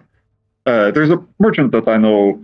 They make these nice little mini figurines that you can buy, and they've got little paint on them. You can even so you roll them and you tell stories together. But so one of you, it's kind of like an side on side. It's a well, you've got a person that runs it, and then everyone else kind of makes their characters. It's very fun. It's very fun. Sounds complicated. It's not complicated at all. You really only need the D20 and then, well, a couple other dice. You need a lot of dice, actually, now that I think about it. About maybe 7 of them. You can paint your little figurines, and it's all good. Some of them you can even do with D6s if you want. Starting to lose him. And as this conversation continues, Aurelia, you rolled a 24. In your pile of treasure, amongst the gold and the jewels and the jewelry and the rather ratty old clothing, you happen to find an axe that catches your eye, glinting in the pile of treasure. Another one. I will take a look at that axe. Is it like special in some way? To your trained eye, after seeing what you've done with your own axe, you do happen to think that yes, something this well balanced, this shiny, even after having been down here in a cave for who knows how long, eons perhaps, most likely it's very important and probably has a special attribute to it. You see... Identified. Go ahead. With identify? Oh, what? Yeah. No. Taking the time to ritual cast it, you carefully look over this axe. You run your fingers down the handle, following the wood grain. You see how it still shines despite being under a pile of treasure. It's not tarnished. You can almost see your reflection, it's that shiny. You notice a few runes carved into both the handle and the metal of the axe. Mm-hmm. You get the feeling that if you dropped it, especially if you dropped it towards somebody, it might show back up in your possession. Oh. Interesting. She seems to grab it. She kind of throws it up and down a couple of times. She kind of starts looking around.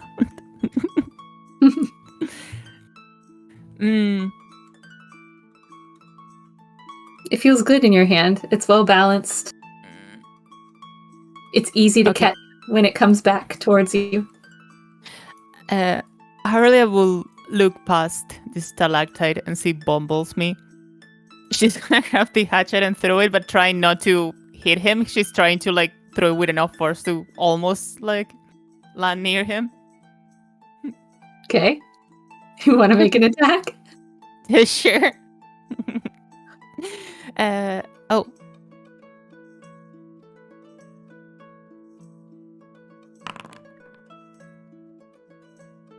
All right. With a solid thunk, the axe lands next to Mr. Bumblesmee, deep in the pile of treasure that he was looking at. He jumps back with a squeak. Oh my, what was that? And without having to go over there and get it, suddenly, the axe flies back out of the pile of treasure and lands in your hand. That is helpful. Hey, Duresh. Think you enjoy this? What now? And she kind of like tries to do the same test, but with Duresh. That she did with Bumblesmee. Ah! Go ahead. No. Just tempting fate. Them. It misses. It kind of skitters across the floor, thankfully.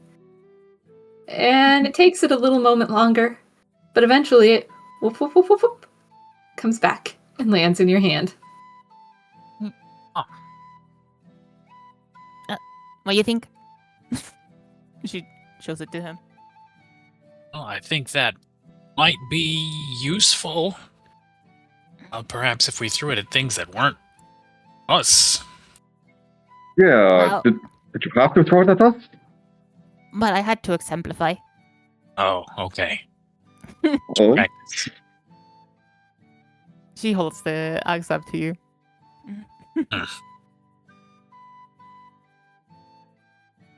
Well, maybe if we run into another cave full of skeletons, we'll have something we can head them off with. Yeah, that would be pretty helpful. Come on. Do you want it? Yeah, you do. She kind of starts moving the hand next in front of him, his face. Are you giving it to me, or are you teasing me with it? I want to give it to you. Oh, well. Huh. It is magic, and he did just watch it fly across the room and zip back. He's kind of apprehensive about it, but he'll tentatively reach out and take it. Okay. Harley hands it to you. Slightly cursed. if nothing else, you can throw it into the sea and let it go. Well, actually, no, you can't. Whoops. Never mind. Yeah. He picks up the axe and he hears the Skyrim quest noise in the background. Oh no. A new hand has touched the beacon. Ah! Harley will start loading treasures and gold and all the gems into her steel defender's bag, and will make him walk over here to deposit it on the bag. Alrighty. As you're doing that, Haas, unfortunately you didn't roll very high. You just find a basic amount of treasure. Gold, jewelry, precious gems, old clothing that has seen better days. Basic pirate fare. Is that for both of these piles? Yes. Okay. Well, shoot. Would I be able to find amongst those precious gemstones 2 blue jewels, perhaps? Of any description, as long as they're blue? It was more an investigation of the room. I was going to roll to see the total jewels once everyone made it back. Okay. Captain Echo will bring her pile of treasure over and set it on the flag, and Bumblesmee will fly his way over. Robin will even lumber up with a handful. Hoss will dump his armload onto the flag.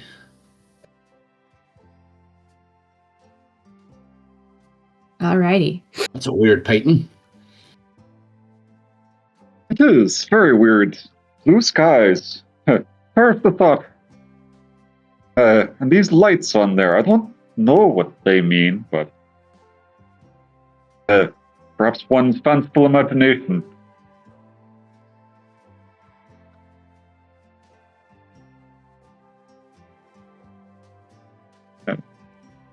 Captain Echo. Mr. Robin, I see you've come here. Was everything okay back at the ship? Well, yes, everything at the ship was fine, but I heard the cannon fire and, well, I was concerned. So I came to help you out. Kind of shifts the giant hammer that he has. It appears, though, that you all had it handled. Glad you're all right. That's very kind of you. I'm glad to see you came. Well, you might feel differently when you have to lift me back up on that creaky old boat again.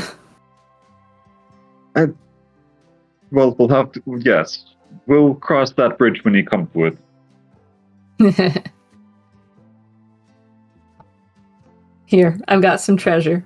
And he'll put it in the pile. Captain Echo will do a quick little count. The flag is looking almost to capacity. The portrait, the landscape, is actually bigger than the flag and will need to be carried out separately. Oh. But she does a quick count, and as a total, including the gold and silver that Haas found earlier, there were 400 gold pieces. Few of the better quality types of jewelry. 1 crown, 1 necklace, 1 very fancy bracelet. Probably worth a few hundred gold each. And then you have some jewels.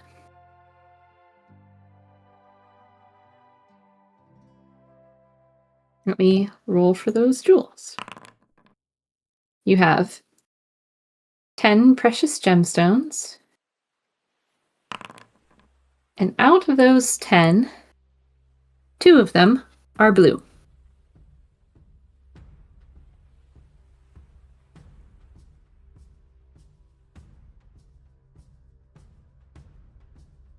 Are you taking the time, Haas, to decide whether or not what type of blue gem you're looking for, or are you just looking for anything colored blue? I'm looking for anything blue right now. Well, there are 2 jewels that are blue. Captain, can I forfeit some of me gold for those 2 blue jewels down there? I suppose, if that suits your fancy more than gold does, by all means. I like the blue ones. Go ahead. They're yours. So we'll take the 2 blue jewels. Shall we carry this back to the ship and divvy it up there, or would you all like to decide now what we each shall claim as our own portion? Oh. It's all in one pile now, so we'll just have to separate it again later. So maybe perhaps when we're back at the ship. If it's all the same, I would like to get out of this cave. That's very fair. Good point. Everyone, grab a corner. Yep. And 1 sec, Captain. oh, indeed. Haas would like to go over to the pile that was once Otto, and using the goblet that he got from his desk, he would like to scoop some of the ashes into it for a funeral later. Okay. He will do that, and then he will take a corner. All right. Robin will ask the captain, what about that large folded cloth? Captain looks up at Robin. Oh, yes, I suppose it's just your size. Would you be so kind as to carry it aboard? He'll nod and pick up the sail of an eye patch and kind of just throw it over his shoulder. Ready. Mr. Bumblesby, we'll focus on the pile of treasure here. If you would grab this painting for me. Yes, I can help you carry. Its hook just Then- pokes a hole in it. Oh no, wait, maybe not. Of all the people, maybe not. And as he reaches out to grab it, do you pull it away? Actually, it You is think- rather fragile, and the Captain Danica, maybe you should carry the painting. She'll nod knowingly. Of course. It's very big, and you are Oh, no. petite. I am small of stature, yes. Aurelia, would you grab the other end of this portrait with me? Here. Thank you. She holds onto it. All right, everyone. Off we go. Emo. And as you all leave the cavern, carrying your respective treasures, a job well done after a tough fight, you walk your way down through the tunnels, and you appear back on a familiar sandy little grotto beach.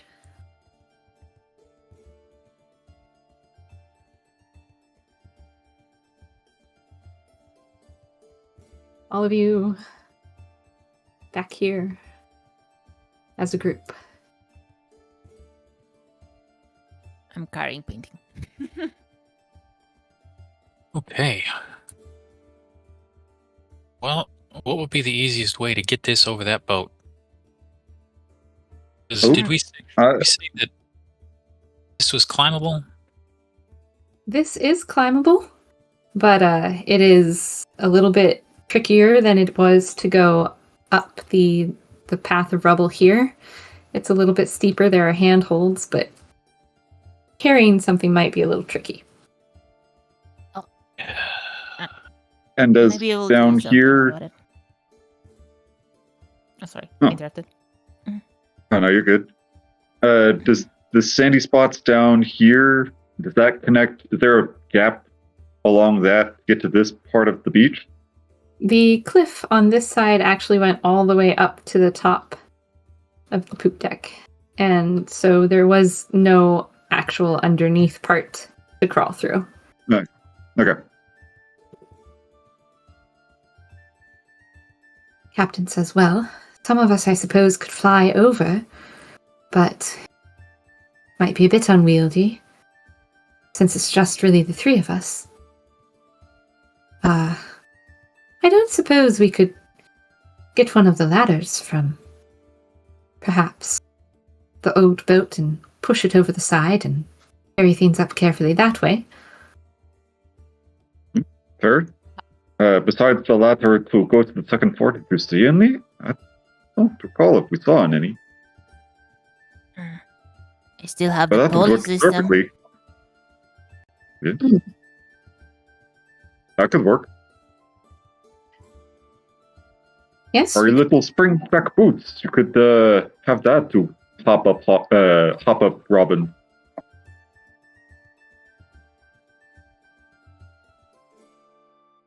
he looks a little scared at spring boots.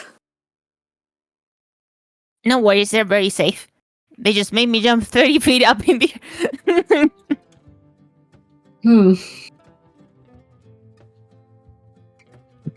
It was super cool, Rob. She split him like a log. She kind of like brushes fun. his finger across her nose. Dude, proud. Oh, yes. Slammed on your feet like a cat. I feel she's more used to it than I am, being, well, who she is, but you're not worried that I wouldn't break them. I'm far larger than you. They should be fine. I'm just more worried about how we're gonna pass the rest of the goods that we have. Well, let's get over there first, huh? Captain Danica's plan is pretty good. If we can find a ladder, that's probably the best one. Yeah, I can lizard clamber up the side if I need to and scour around the deck and see if there's anything I can toss down that they can climb up with. If I scrabble up onto the deck, are there any ladders of any kind that I can bring down? Do I see anything up here? You see the wooden little stairs. Perhaps you could hack them away and throw them over the side, but perhaps not. There's the old ratty-tatty sails. You might be able to use some of the rope from those. I don't really know if there's any good options up here.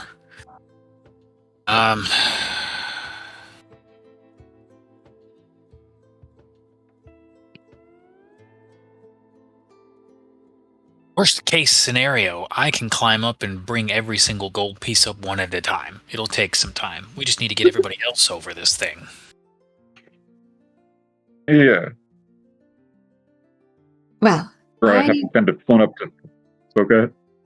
Oh, no. After you, Mr. Soraya. Nah. I didn't have anything else. Essentially, I just went up to here to search for ladders up on a different part of the ship. I think we should try Herelia's pulley system. Most of us can get up on deck, and if we all put our backs into it, we should be able to lift the treasure through that sort of pulley up to the top, carry it off. Sounds good. Soraya, does that mast over there seem hefty enough? Does it seem sturdy enough to You tap on either it. of the masts? Roll me an investigation.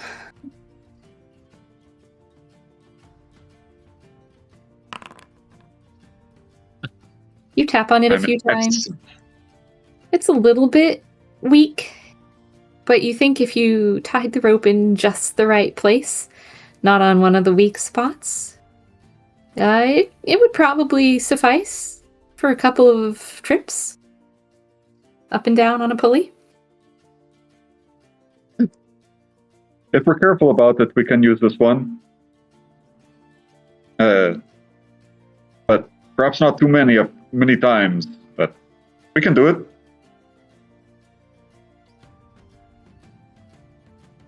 That sounds good to me. And she will get ready here. She seems to be aiming, and she will put down here the small cannon system that she had ready. Rob is going to stand over here, away from it. And you see her lighting up something on fire, and she will take one step back. Aurelia, what are you doing? And you see the pulley system flying. No. I can cover as the thing goes flying. But yeah, it will flew over here. Yep. And you'll see it wrap around the mast. And the little kind of attachment, the little claw at the end, is going to sink a little bit into one of those slightly more rotten spots, but it's going to be there. It'll be attached. The rope is taut. I could have just grabbed it from you. It looks like it's on there well enough, so we can start. We can start moving. So I'll let you know if it starts breaking. Sounds good to me. And they will start loading treasure into the pulley and just moving it over. Alrighty. Also will go assist with the treasure loading.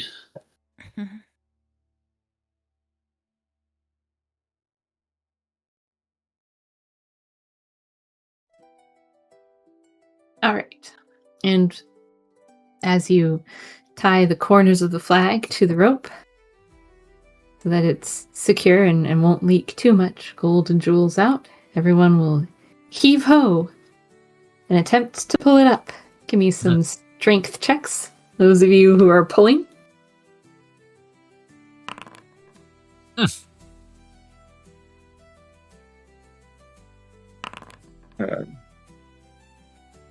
Done.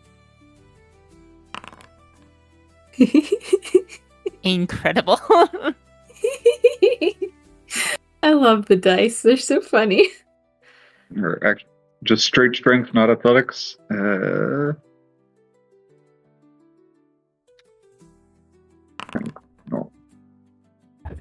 Damn. All right. Soraya, everyone else is there tugging on the rope, but you feel like you're doing most of the work. It's a lot of treasure. But you are... Probably... Yeah, go You're ahead. probably like, man, we need... okay, this isn't working, and he'll sound a big blast and just, like, call all the seagulls to come and grab the ends of the rope, now that he has their full attention. All right, everyone, heave ho! An entire flock of seagulls comes and lines the rope, and they very slowly pull the treasure up on board. Flag with the loot is now up here. All right. Does anybody else need assistance getting up here? I think just Robin. Yep. Just me. I suppose. Hey, waves hands. Oh, you really want me to try your jumping? No, I mean that I also need to get help to get up there. Oh, well, come on, I'll give you a boost. Mm. You can jump But the if you would like gap. to try the jumping system. Well, weren't you able to jump up on the deck last time?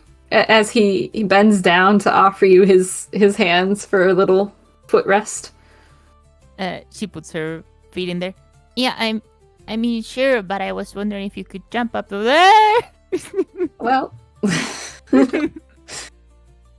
up you go.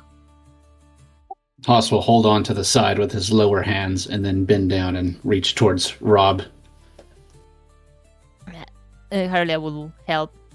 You're 6 feet, Haas, and the ship is Oh, never 30 mind. feet high. Remember? Jump for it! Robin's only 9 feet. He looks at you and blinks, slow blinks, takes a few steps back,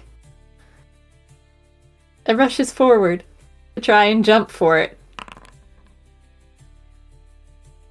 Gosh. Manages to jump pretty high, but it's still not quite enough to reach your hand. Okay. Boss, give me a hand. Let's see if we can pry some of these stairs loose. I have some rope if you guys... Oh, never mind. These stairs up here near the back, these ladder-like stairs, does it look like we can remove one section of them at least? You probably could. The wood's a little bit rotten. So you'd have to make me a sleight of hand to see if you broke it from the ship or if you were able to remove it without anything crumbling. Well, good news. My hands are slight. Haas, were you helping? Yeah. Apparently not, though. I was going to give Daresh advantage because you're there helping, but you know. Oh, okay. Oh, so me roll again? Or Yeah, it's more like assistance. okay. Okay. Haas attempts to go up here and rip a staircase off and manages to get a few planks, and then realizing that's not entirely what you intend, he comes over to actually help you with the stairs that you're working on. And you both manage to get the entire stairs safely off the boat without anything falling apart.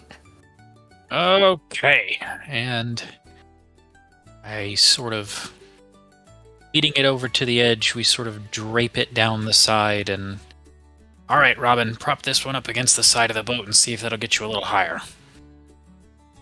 Okay. All right. And he props it up, and he climbs to the top of the stairs.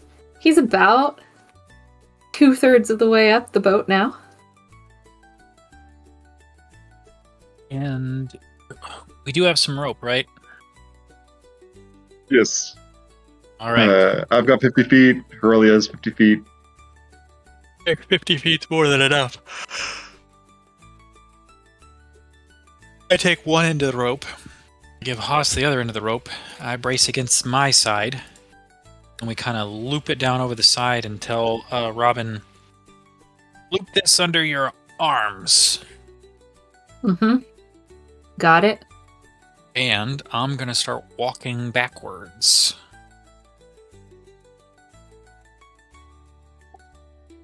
Calling him up.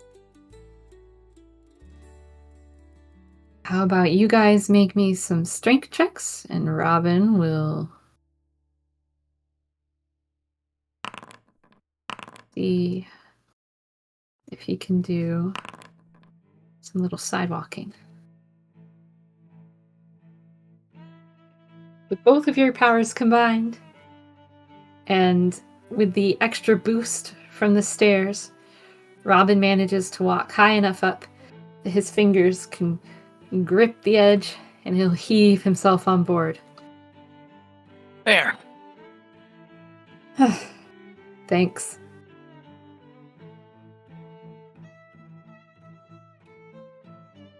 He'll hand the rope back to whoever needs it. Alrighty. If this was the rope that I took from Aurelia, I'll give it back to her, and let's keep moving.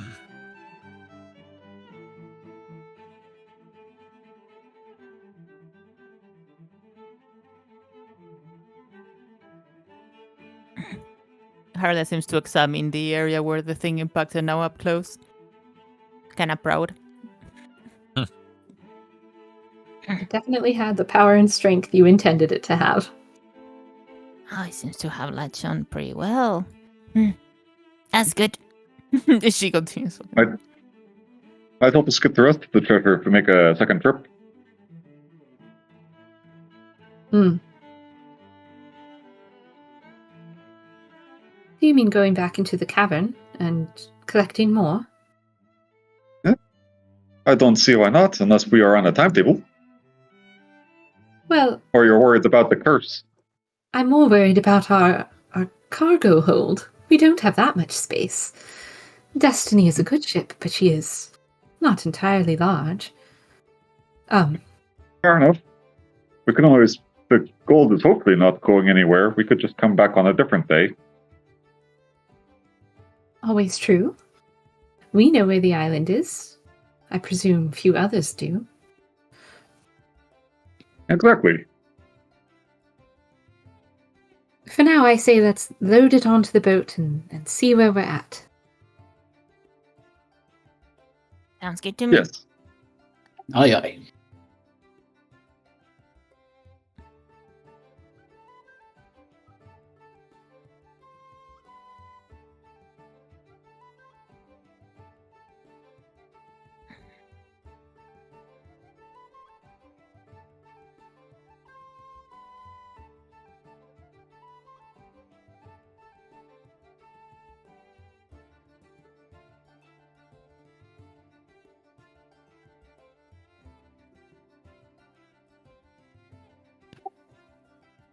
I think you guys might be fill the boat, so Sarai will probably fly.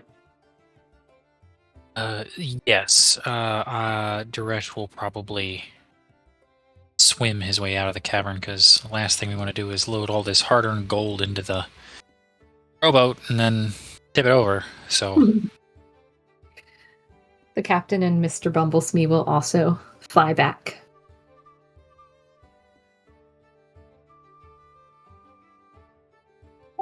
Hoss will get everything loaded up and situated to where it hopefully won't flip over on us, and he will hop in himself.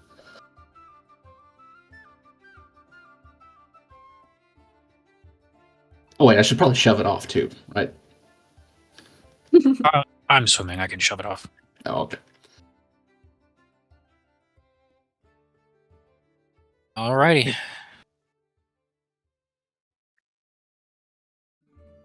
Ready to go. All aboard. I'll help Thresh to shove him into the water. Make her way Alright. back to the ship. And into the water they go. Wreck will be kind of close behind, swimming along behind the boat as well. And they'll just drift casually. Rowing once again, almost with the tide. It's starting to ease out of the cave, out of the grotto. You'll notice that the light from over here has turned to nearly more of a twilight sort of sunset. It's very late afternoon. It's not quite sunset yet, but it's definitely getting darker. And you all row, swim, and fly your way back to the Destiny with little resistance. Just the motion of the ocean.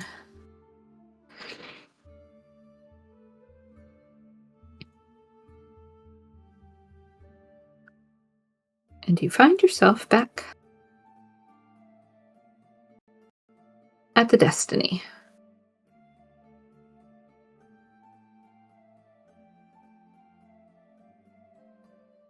Thresh, you're here in the water, and Sarai, you're flying. Captain Echo lands aboard her deck and says, "I'm home."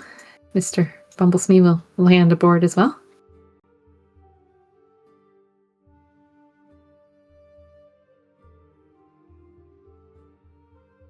Alrighty, and we'll attempt to clamber back up the side of the boat. And do we have, like, rigging to hoist the rowboat? Yes. Alrighty, I'm gonna prep the rigging and throw it over the edge and see if we can haul this boat up. Alright, I will help.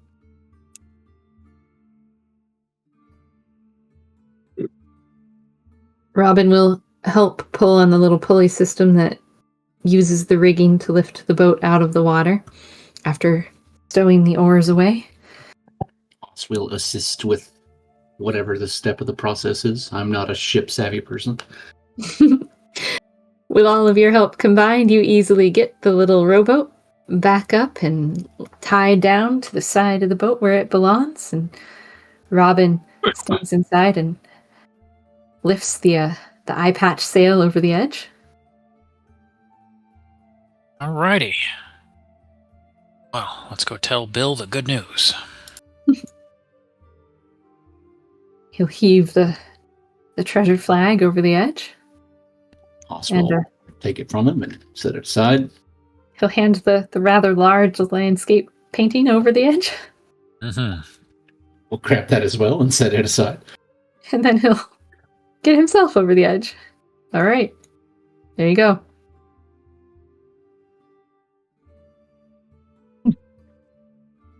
What a fun adventure. Was very good. Mission accomplished. All there's left to do is the sailing to return the artifact. As I know, we did the folk that Sophia mentioned. We already confirmed that they're not hanging around, right? The human folk pirate.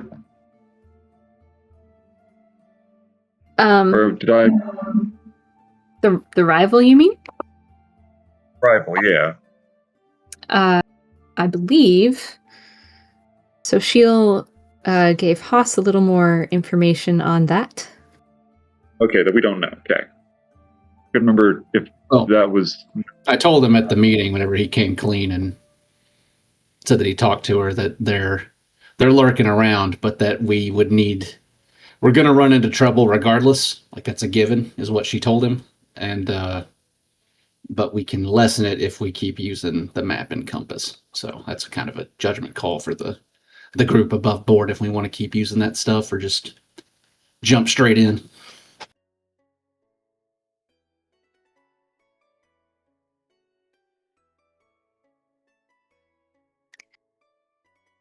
Captain will look. Well, you know where I stand on it, but I suppose your compass was rather essential, leading us to the treasure in the end.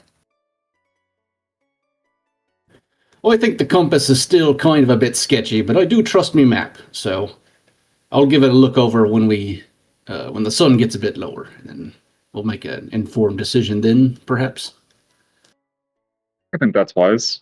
I trust your map far more than that blighted compass. And, well, Cecile and I don't get along.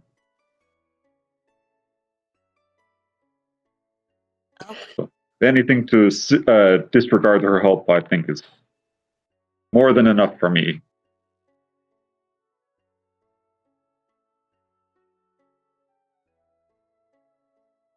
Well, shall we divvy up our loot? Sure. Sounds good to me. All right, below decks, everyone. I presume we have at least an hour until sunset, so Mr. Haas, until then. Robin, do carry the eye patch down with you, please. Also grab the flag.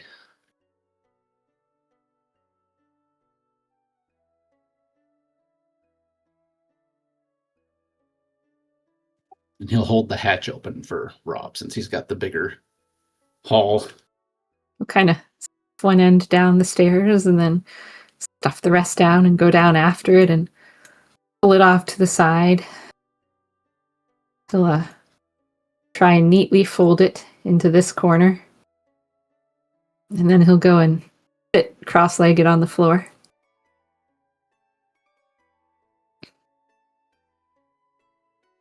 We're back, Bill. Bill groans. Uh-huh. Great. And just keeps cooking.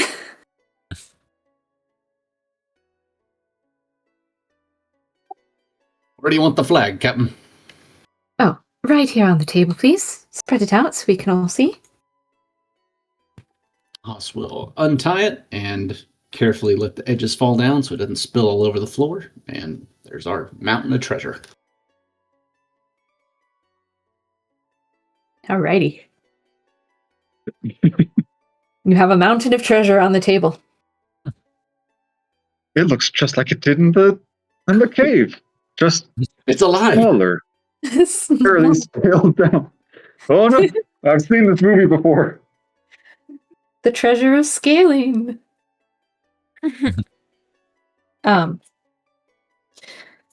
So, Captain Echo will say, well, as previously discussed, the only thing that was necessary was the eye patch. The rest is up to us to divide. Of course, I will take a portion for myself, and Mr. Bumblesmee will claim his, and a portion will go to Briny Bill as well, for being part of the crew.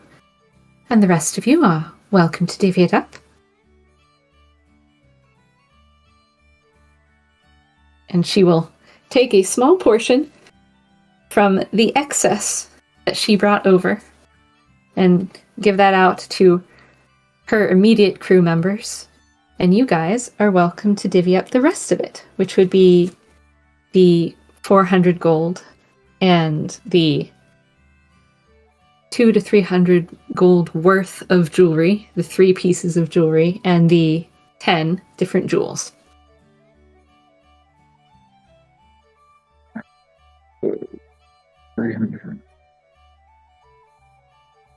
That's 710 jewels, 2 of which went to Hoth.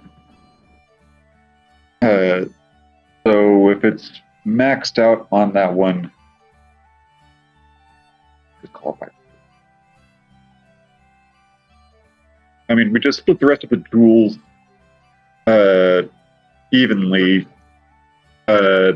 Haas takes the extra 2 that we have left over, and then Duresh kind of subtly coughs and says, he points at himself, and then Soraya, and Haas, and Aurelia, and then points over towards Robin and says, we could divide the gems 5 ways. Oh, we could do that 5 ways. And gets 2. Haas already has the 2 blue ones. The rest of us can each take 2. Yeah. Robin will look surprised that you're including him. We'll look to the captain, and she will just kind of sniff and wave her hand dismissively, and he will kind of hunch himself over and take 2 of these smaller looking gemstones and nod his thanks. Well, appreciate it. Did help haul it up. He'll go sit back You're down. part of the crew. Thank you. If we divide it 5 ways, that makes 140 gold each. What's your count? It's fine by me. I can split up Nod to 10. Rob. I can't split up 100.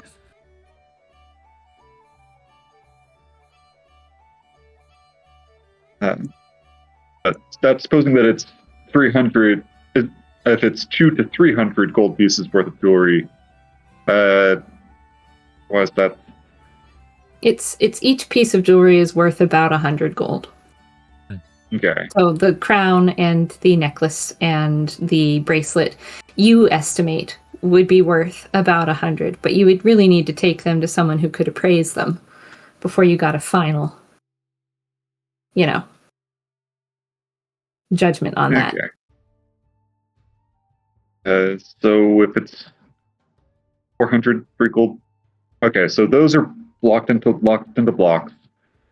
In which case, 2, 3.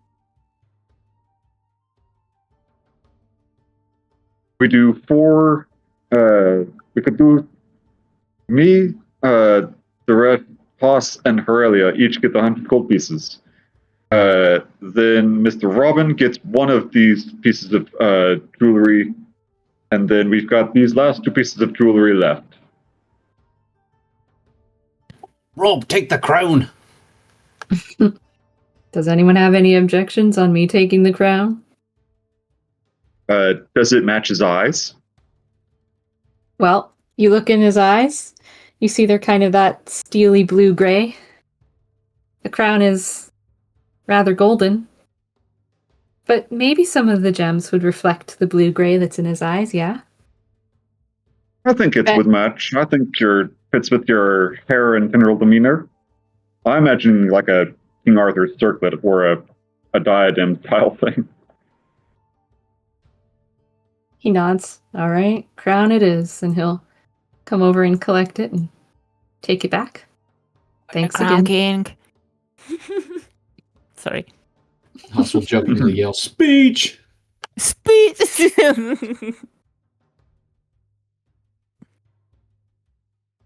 Bill will sigh and go get some rum to share with everyone. He'll We pass don't out have enough of buckets. it.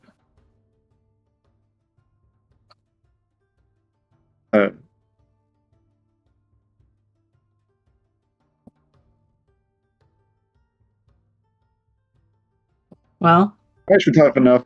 We could do the 2. So we've got 2 more pieces of jewelry. I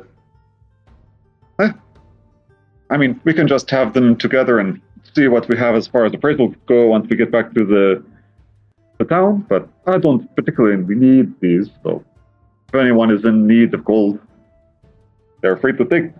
I've gotten what I wanted out of this venture.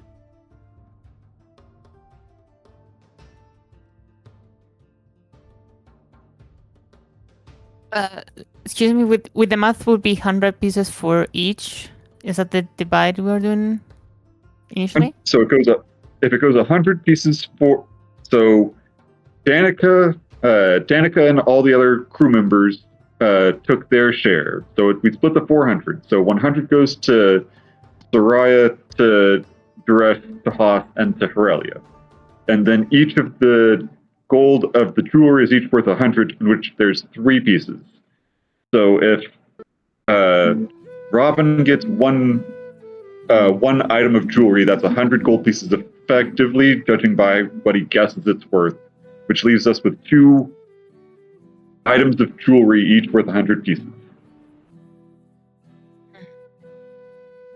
Resh is not an art guy, and he kind of scoffs at the jewelry and says, if someone decides to take them or sell them, just y'all deal with that. I'm fine with this moderate pile of gold. Tell you what, Aurelia, do you want these pieces of jewelry? And I can, this painting's an interesting one. I don't know if you guys are artsy folks, but I could take this painting. Well, I don't think I'll be able to hang a painting in my barrel, so you go ahead and take it. Aurelia, any objections? I have no objections. Right. Well, then that settles that. Settles it then.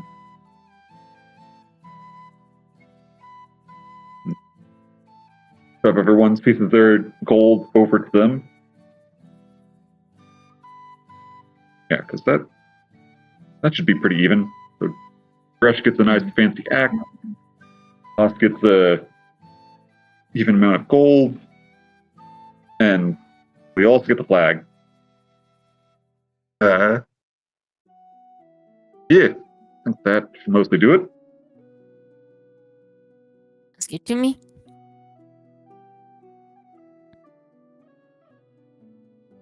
Captain will nod. Great. Then, a toast to our success. She'll raise her glass. Hurley raises her glass as well. So a job well done. He'll raise his glass as well. To the next Adventure and camaraderie.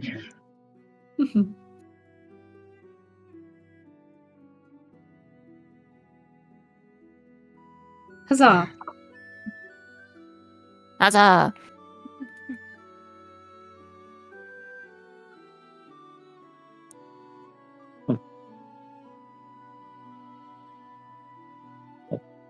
I guess we still have to get back to the Union, but anything anyone else is doing after this? Any plans as far as then your next sites? I see, Haas, you always have that map on you.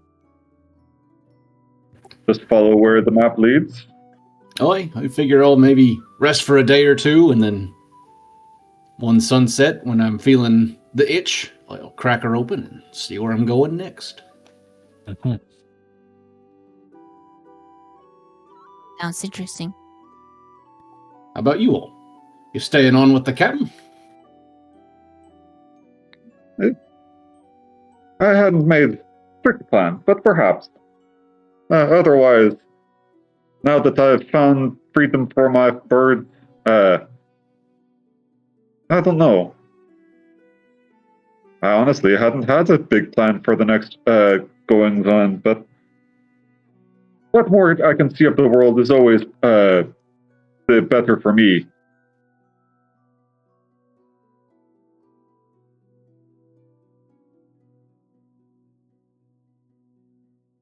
I see. Maybe I'll return home, drop this painting off. Haven't seen the folks in a bit. Mhm. Oh, speaking of leisurely stuff, Soraya, can you take a look at this? And Haas will pull out Certainly. the journal that he found in Otto's pocket. Have a look-see. Harry and I found 2 ledgers on the ship, but this I found in his pocket. Interesting. I handed it over. So I will take it and give a flip through. All right, Soraya. Is it? As you flip through the journal, You'll notice it is quite old. The pages are very yellow with age. The journal binding is well worn. It has been opened and written in many a time. For the first nearly 2/3 of the journal, you flip through and it's all that same rather sharp-looking cuneiform that you've come to recognize, but not understand. It's just densely written, quilled onto the pages. You think it almost is rather nicely written, but you're not entirely sure. It's just well spaced. Finally, though, as time goes on, you'll notice that the cuneiform gets a little shakier. And finally, in the last few entries, you realize that it's actually in a language you know.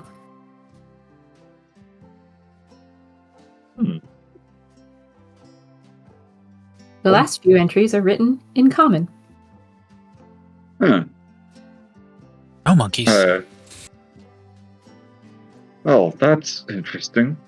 Most of this is written in that cuneiform language, but until I can get back to port and find the lexicon, I can't translate it. But here in this back portion of it, he's gotten a little bit sloppier, but he started writing in common for some reason. He'll read what, I guess, kind of start from the first point of common, and if it becomes clear that he needs to skip over it, he'll read over and flip through the common passages. Probably reading aloud if he needs to. All right. You don't notice a date, but you do notice that the first sentence is, "This is an exercise in futility." And underneath is a small sentence in the cuneiform, rather short. And it says, "My mother urged me to learn the foul language of the presence of those common folk, the ones who were meant to be." And then you see a few more words in the shaky cuneiform.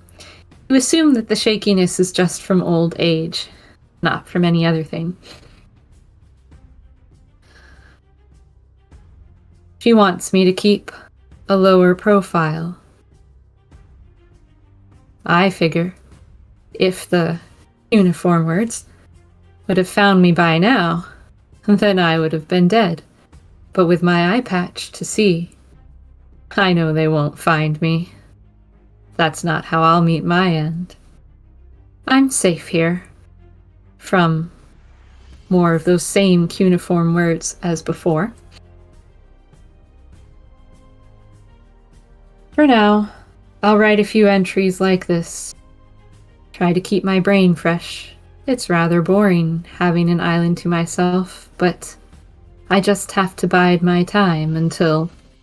And the last sentence is in cuneiform.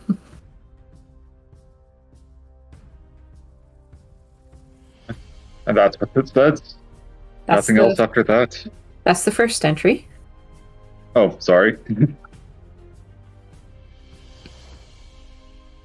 If you turn the page, you'll find a few rather boring diary entries.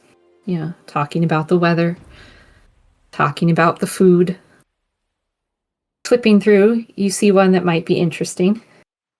Do you stop to read it? Yeah. A group of those lesser beings arrived on my island again.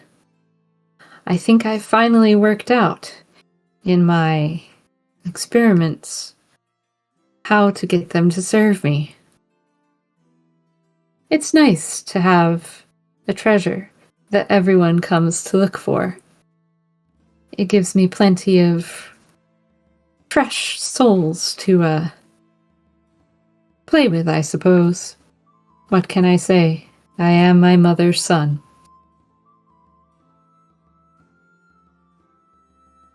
You skip through a few more. And one of them talks about how he's taking up a few different hobbies, biding his time, waiting to hear back from someone else.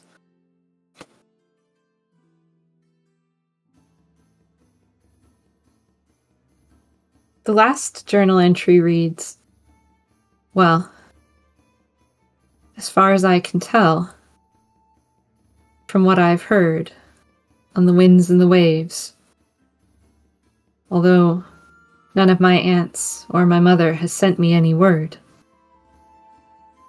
the revolution was not entirely an immediate success.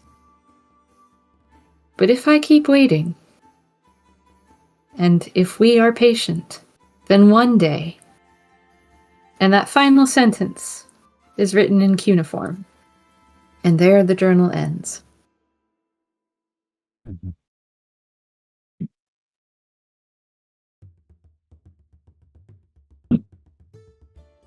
Yeah. Well, that's all it says. Looks like he was in that cave for a very, very long time. Haas will stroke his beard and contemplate the ominousness of that sentence that kept reappearing that we couldn't quite make out, but the context was always bad, it seemed like.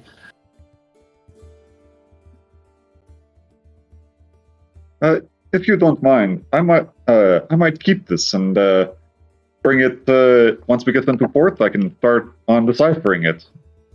Perhaps some of the other things that we found, maybe we can actually figure out what all of this says. It's the same writing that shows up on your scroll, so one might have to believe that this is the elder speech or some such. Hopefully there are records in order to translate it, but... Aye. Yeah, you go ahead and take it. Better in your hands than mine. I appreciate that. You want this ledger too? I don't know if it'll help any, but it might give you more context once you get a cipher. Can't hurt, unless you want to hold on to it, but yes, I'll take it. More examples are always better. Awesome. Hand that over, and then also, I remember I took some ink supplies out of the desk as well, and I'll give those to him too. I raided his desk while I was there, so figured you could put these to better use than he is. Yeah. Hopefully they're not too dry. He'll check the ink supplies and see if they've gone the way of every person's printer that they leave out for 2 months. These inks happen to be the pellet type, where if you put them in the little ink well and you fill it up with liquid, you might actually get still a usable ink from them, as they are intentionally dried to preserve them for longer. Okay.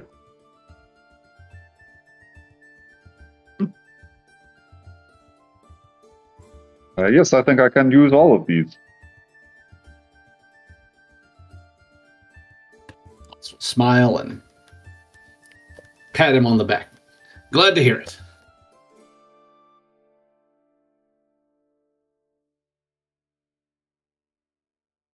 As you pat him on the back, you all notice that the sky above through the grate seems a little bit darker than it ought to, but you feel that kind of twitch in your tail, the tingle in your toes and your fingers, the hair on the back of your neck kind of starting to stand on edge.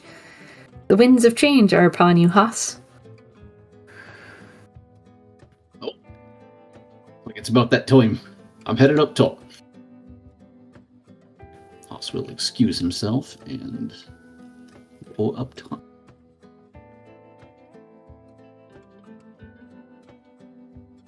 Alrighty. Then I will find a good angle and unfurl the scroll. Okay. As you unfurl the scroll, you see a few different things. First of all, you notice that it is getting rather dark. Darker than it should be for sunset.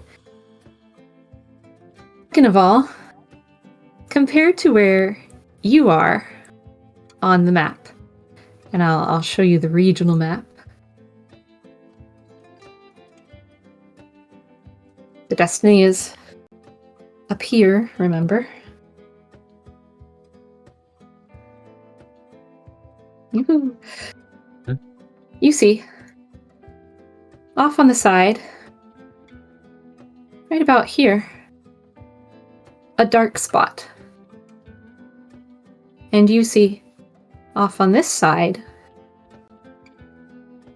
a large dark spot. And off beneath it, a second large dark spot. And you see you. And what you presume to be the rest of the crew on a little bright pieces of light on the map.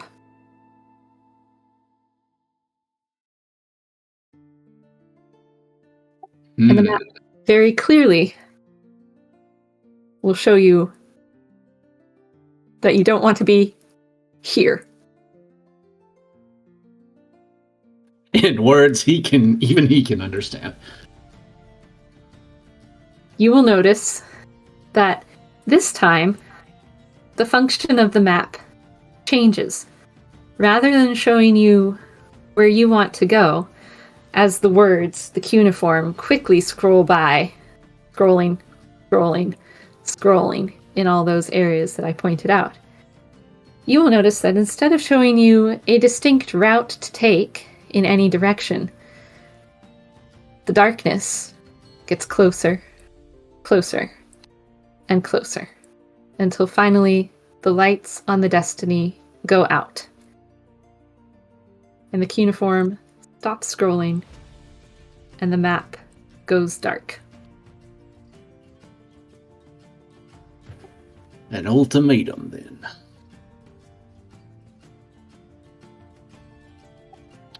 I think Haas will piece together that they need to be anywhere but here.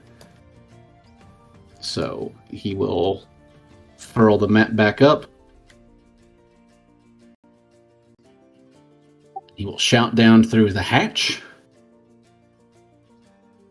Captain, we got a problem, and we need to go now. What? Really? Just a moment. And the captain will start to make her way up top.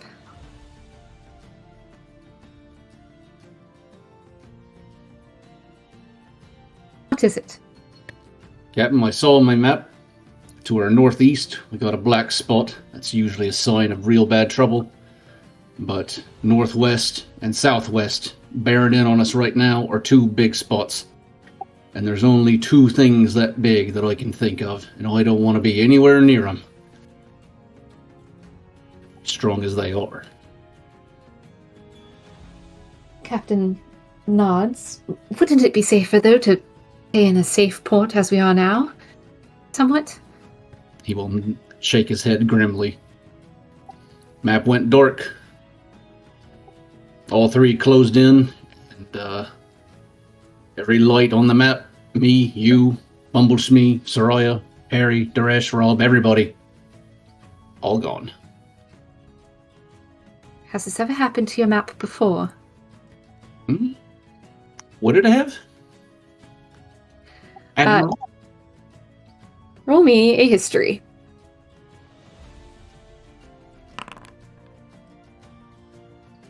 You've noticed the dark spotches before, although they've never overtaken you on the map like they did this time. So it's never gone dark and snuffed out the light. But you have seen those dark splotches. You know exactly what they are. And you are correct to want to avoid them. Well, I stand by not wanting to be anywhere near them. So, I think for this one time, we need to try and outrun them. I suppose. Destiny is not quite built for that, though. And she'll stamp her foot on the deck. All hands above deck.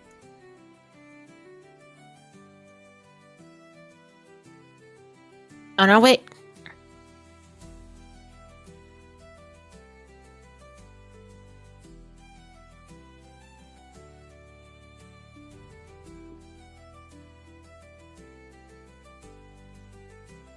Bill will stay below, though. He doesn't much care. Hoss will go over to the side quietly and then pull out the goblet, and he'll just kind of whisper into the dust. Looks like you'll get to see him anyway. And then he'll toss it off the side of the ship.